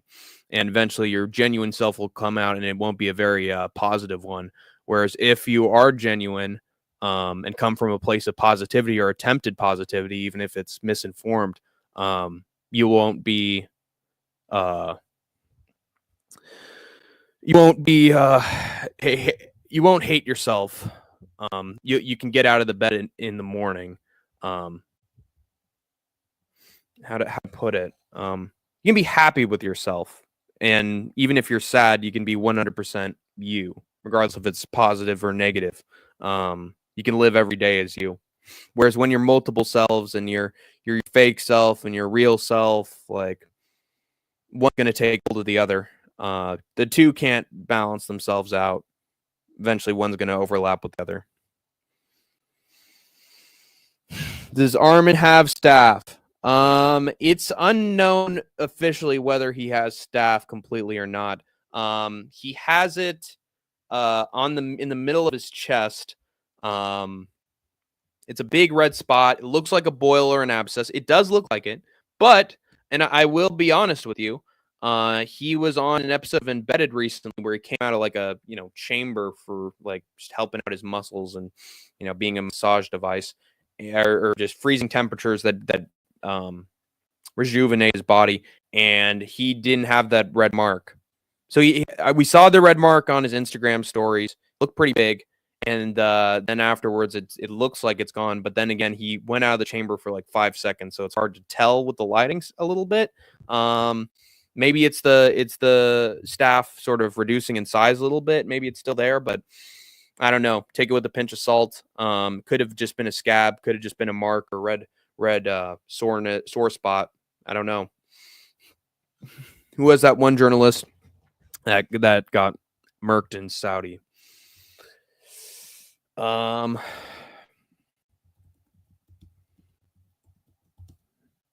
on. Jamal Khashoggi,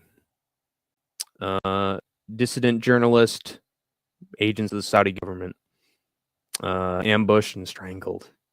Jeez, it's disposed in a way that was never publicly revealed. Yeah, dissident. Yeah, that guy's a hero. That guy's truly a hero. But yeah, that's why you can never trust the Saudis, because anyone that hates meaningful information and honest information is a totalitarian system that deserves to be destroyed. But with all their money and all their influence, they can't be, at least for now. So he is President Monday, huh? Is he? I think so. When will Trump be sworn in? What time?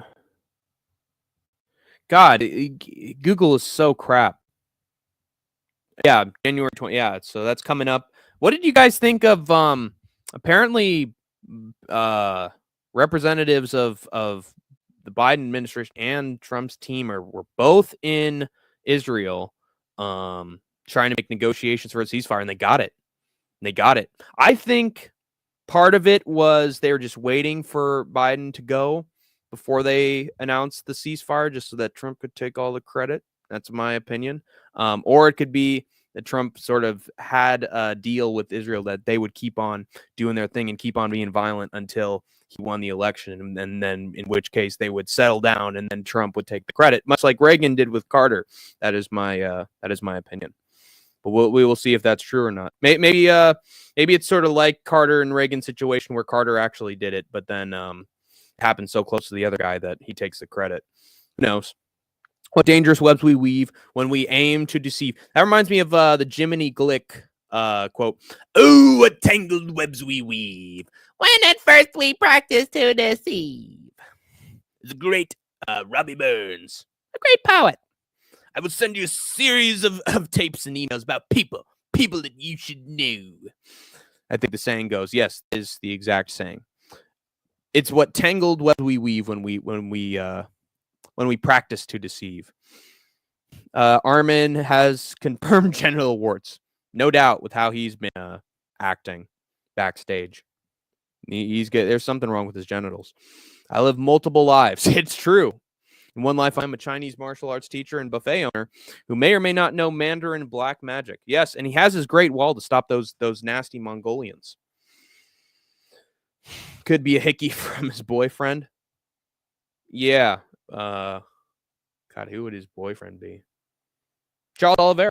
They were both so close to each other and in each other's arms and practicing their darces on each other, and it was a very sensitive situation. And there was an opening, and I won't get into it too much, but very, very for body heat. Really, can you tell me about the other side? Yes. He's Master Saiyan-Chi. He's in a Zen garden right now. He's where Master Uguay is in Kung Fu Panda right now. My dog's shitting everywhere. It's yellow and bubbly. I think this MF got COVID. Yikes. Ooh, what do you do, man? Do you just put on a mask, take him to the vet? You know, got to check. Can't just assume that it's gonna go away on its own. Name is too long. It's TYBM now. Yeah, Turner, Warner Brothers, and Metro Golden Mayer. There you go. I just pulled that one out of my ass. Turner Broadcasting, Warner Brothers, and Metro Golden Mayer. In another life, I am 6'5", 270 bodybuilder who's obsessed with mud and crashing out. Yeah, that's Dr. Jekyll's current persona as Mr. Hyde with his top hat and cape. I want to hear Sniff's thoughts on that. Yes, in great detail. Ceasefire is meaningless. Hamas is bought and controlled by Israel, says not in the AM, bro. Yes. And he starts conflicts and stops them when it benefits his own goals. It would be an interesting theory. I think, but I think all the power is in Netanyahu's favor. He's the prime minister, and he basically owns the highest plane of the hierarchy. He's controlled, but he's bought and sold his own government as well. So that's an equal amount of power in negotiations. You're trying to get me crucified, Cheddarhead. Sniff would make a good martyr. Hey, parvo is a real thing. Like dogs are exposed to other dogs, shit, to get this like immune system deficiency where they end up dying. Wow. Again, that's why you got to have it checked. Like a really bad flu. Yeah. He's finally home. He's Tyrone. How's it going, Kenny Rips? He rips all right. He turtles up. Do you love Dougie? I do love Dougie. Dougie's a good guy. I will say there's something about him where maybe this is my own problem, but I can't stand like constant positivity because I think that it's fake sometimes, or like that it's put on a little bit. Like, oh yeah, of course, yeah, that's a good one. You, oh yeah, you, hey, oh. You know, that kind of thing where it's like, I think it's just because he's Australian that it's tripping me out. That he's so overwhelmingly positive and just a humble, cheery guy. But I don't know. So sometimes he like disagrees with me, but he does it in like a positive way. But it's not like a positive as in, oh, I feel better after he said that. It's like, oh yeah, he's trying to put on a smile as he's saying this opinion. Sometimes I have that feeling about Isha as well. He's very positive, but he's very passionate, and sometimes that can be a dangerous mix. My dog never mingles with other dogs. He is mean to them. Well, you got two dogs, right? Never forget how October 7th wasn't an accident. Yep. Not trying to scare you, but it happened to my puppy. Two Smelly Fingers is always looking out for his fellow man. Give your pooch some Pfizer. Yeah. Just make him look like a porcupine with all those needles in him. He was fine after we took him to the vet. They recommended Gatorade. Yeah, that'll make him a big time football player. That'll help him win the national title for Ohio State University, for the Gators. Go Gators, dude! That's such a perfect sponsor. The Gators, brought to you by Gatorade. And oh yeah, and I can just see it, man. And in another life, I'm a rather abnormal, tall-looking British man who is obsessed with UFC 4. I don't think you're Paradox the Chad. That would be absolutely insane if you were an abnormally tall-looking British man. Although I wouldn't be surprised. That would be a crazy ass reveal. You have to have multiple accounts all at once. I doubt it, because it's a good fucking game. And people keep saying it's not because you're stupid. I think he ate a chicken wing at the park. Wow. And is slowly died. Okay, it's very specific race. What if it was a fucking Taiwanese man? What if it is me? What if it is my ethnicity who left these chicken wings? Hank is crazy autistic in the best way. Thank God it's in the best way, not the mediocre way. How could you correlate that? Because there's a lot. I have a strange ass memory bank. It goes all the way to these sides of my head, and sometimes I just shove them all in a randomizer, just like that South Park episode of Family Guy. Oh my God, the walrus, the manatee, is starting to move the idea bubble into the tube of Hank the Tank. Wow, George Lopez and the guy from oh God, I lost it. What you talking about, Willis? Gary Coleman from Different Strokes. A brilliant South Park, a brilliant Family Guy sketch. And will involve Muhammad. You obviously haven't seen Dougie respond to me. I get him mad regularly. Yeah, he's passionate, but it's like a very positive anger, which is very interesting.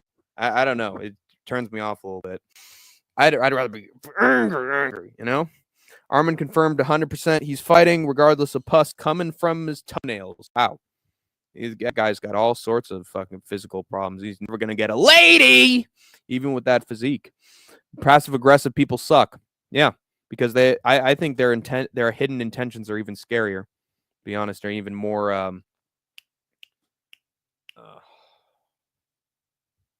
what's the word for it? Malicious, even more malicious. Hank, I can see you going off one day and sticking a pencil in someone's eye. Yes. Oh, God. How about a magic trick?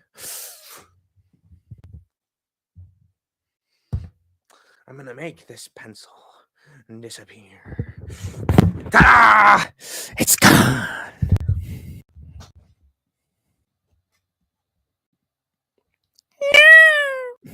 They say, you know what they say?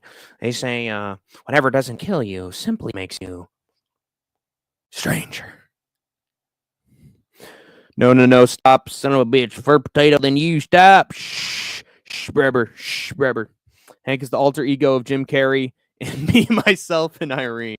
Yes, and I'm just like going crazy at the supermarket, just stepping in shit and eating shit and doing all sorts of crazy stuff.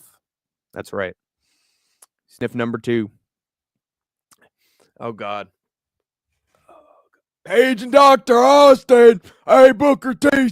Clean up on aisle 5, you some bitch. What? I can't dig that, sucker. Yo, Hank, I thought of a new joke today. Hit it. Since Connor didn't get that chick pregnant, is it considered seedless grape? That's pretty good, man. You should speaking of grocery stores, you should sell that. They should be seedless grapes doing some little dancing with the sunglasses on. Yeah, here we go. Ooh yeah, seedless grapes. Get some seedless grapes. I look like Ray Charles. I did a lot of grapes in my time, 1950s to 1960s. I didn't have no pregnant ladies. Seedless grapes. Get it in California at your local stores. Oh, seedless grapes. That'd be huge. You'd probably win an Emmy. All right. The Shockmaster. So Trump got Hamas and Israel to become friends. Yeah. As simple as that. Even though it was Biden's ceasefire deal, the one that he had since March and April, and Benjamin decided to not play ball until Trump got into power so that he could make Democrats look bad.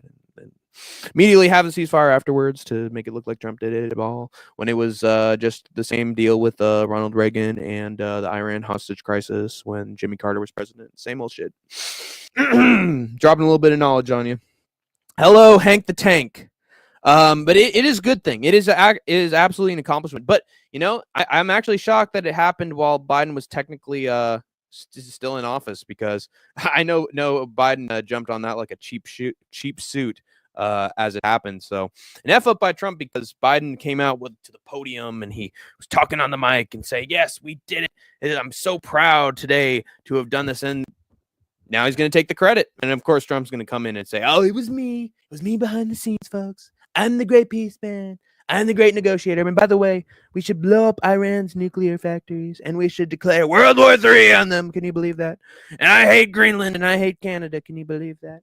And I want them destroyed. And I want to have what was the word for it? I want to have tariffs on Greenland. Can you believe that?"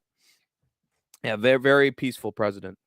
Hello, Hank the Tank. Hello, DJ 18. There's the man, the myth, the legend. That's what we need here. Now Dougie is my dog. Yes. Oh, specifically.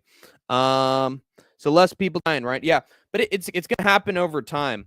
It's gonna happen like in stages, and I mean they've come to the deal. The details of it haven't been finalized yet. Dude, this is gonna take months, Cheddarhead. In all honesty, this is gonna take a few months to actually pull off, because there's like 3 phases to it.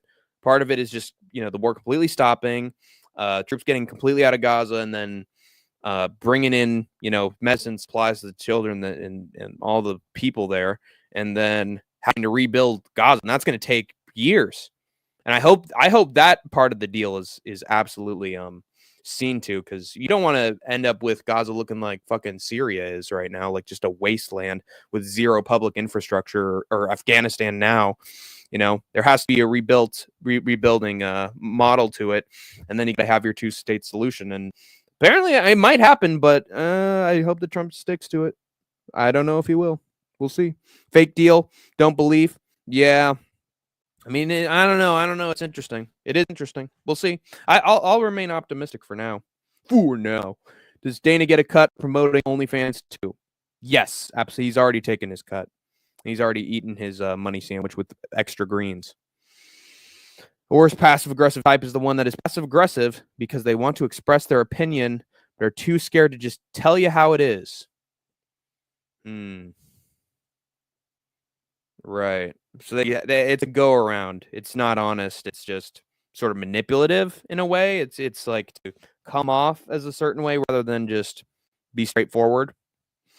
Does this mean we can stop sending $3 trillion annually? I hope so. But the truth is, it's a military-industrial complex, and doesn't matter who the president is. Military ranks higher than the president, and the president usually just rolls over and begs, and the military usually has the final say in that, because they think you'll get mad. Yeah. I mean, you can't entirely blame them, because in a way that shows the care for you in a sort of, workaround, roundabout way. But at the same time, you're presenting a fake self, and that person's going to get mad at you once you start to reveal it over time, and that you were lying to them the whole time. Hank, I'm going to try to get Ronan. No, can't make promises, but I will try.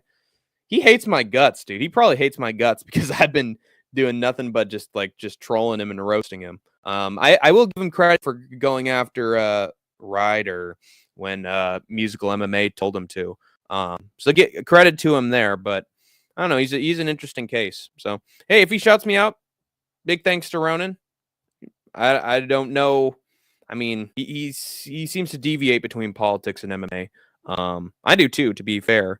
I don't know. I wish nothing ill upon him, and I hope if If he's actually covering MMA, I hope he succeeds.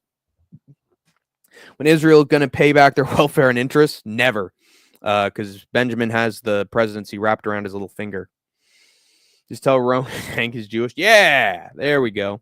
Then I'll be on my side 100%. And technically I am. Sniff, I know it's gay to ask, but did I do something to piss Ronan off? It seems like everybody's done something like to piss him off. And if he's an enemy of Andrew B, he's an enemy of mine. He'll love him. Personally, I hate it because it's indirect and it just ends up confusing all parties. Yeah, but as long as it's not malicious. I hate the passive-aggressive ones that really want to just get in your head and twist the knife and control everything you do or control the narrative of the conversation. I think that's more malicious. Complete lack of communication. Yeah, but is that entirely their faults? Is Ronan like the Jews? Exterminate the Jews. The juice boxes. Yo, Northwest. Doesn't he know about the wooden door? Oh, God almighty. I don't know what happened. He blocked you? Most likely. Just posted my 311 pics to my community tab. Excellent. Good to see you, Northwest, by the way. No, just ignores me. Yeah, he just like Clown Show, he ignores a lot of people. So, just ban him. Like, just make your intentions clear. Don't be passive aggressive. Anyway, awesomeness Timies is live. All right.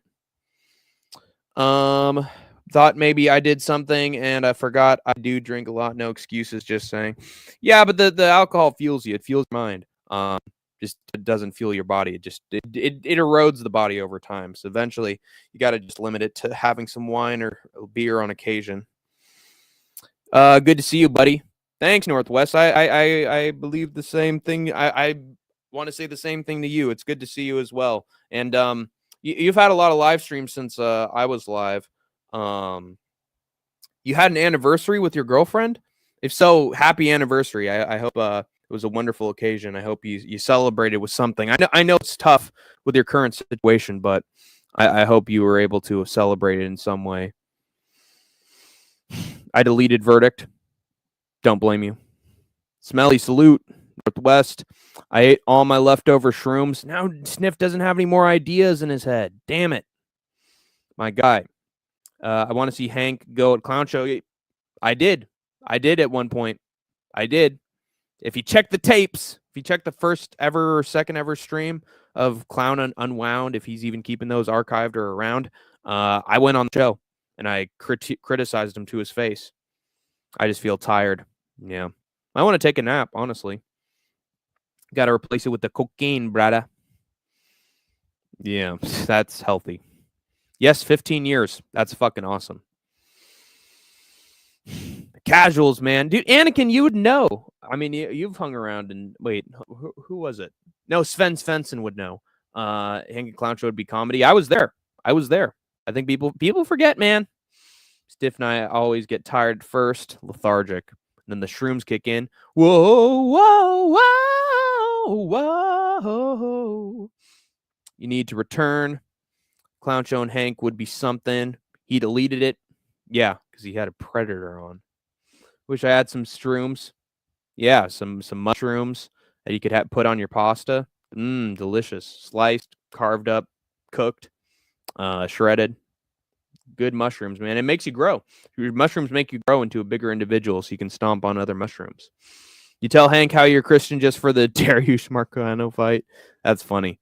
What's good, Northwest? Yeah, just for Moicano. Nothing special, unfortunately, just another day. All right, good. Well, at least you got to let people know. Thoughts on them having free healthcare paid by the U.S.? If we did that with other countries, then I'd be fine with it. But if it's specifically for the warmongers, I'm not a fan. Probably a waste of money. Honestly, Israel's just as brutal in their government as any other Middle Eastern or Islamic country. The difference is they're an ally of ours.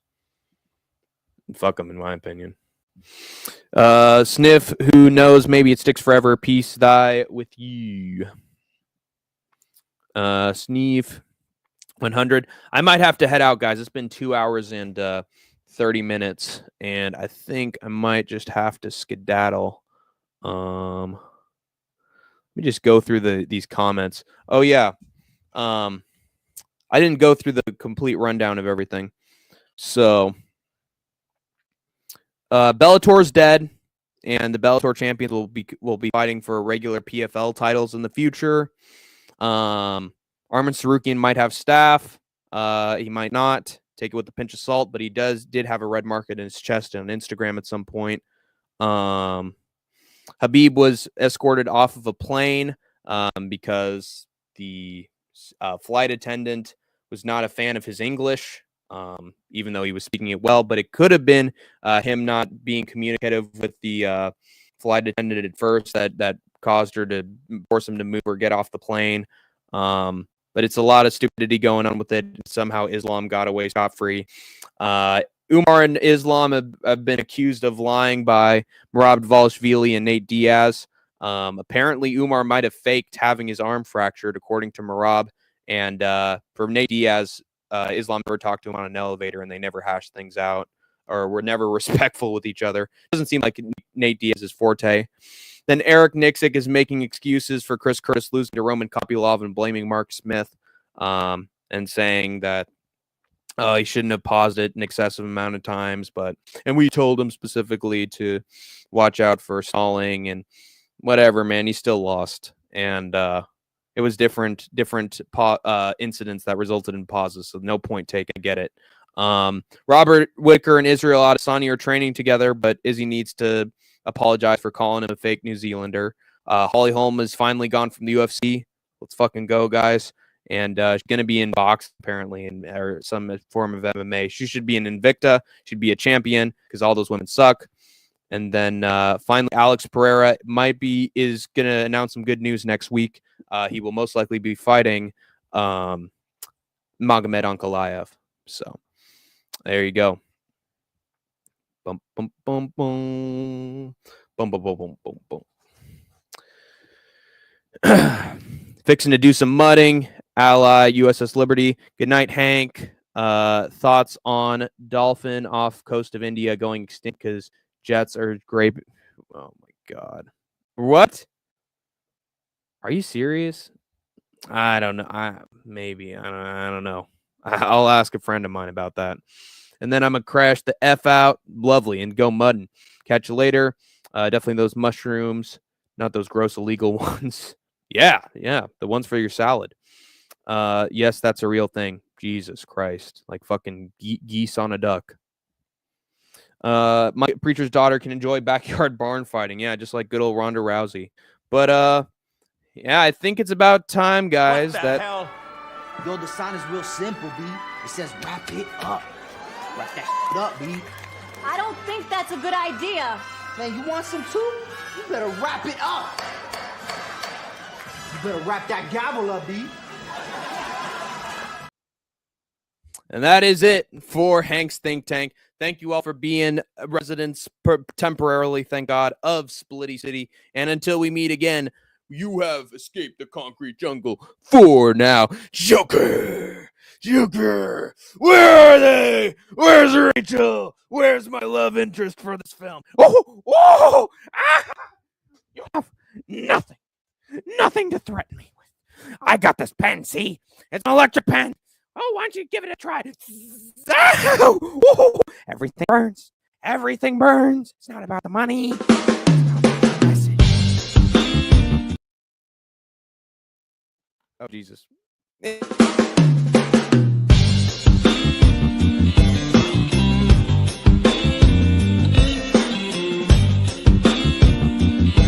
Now it's my turn. I'm going to have to... You're going to be the one problem.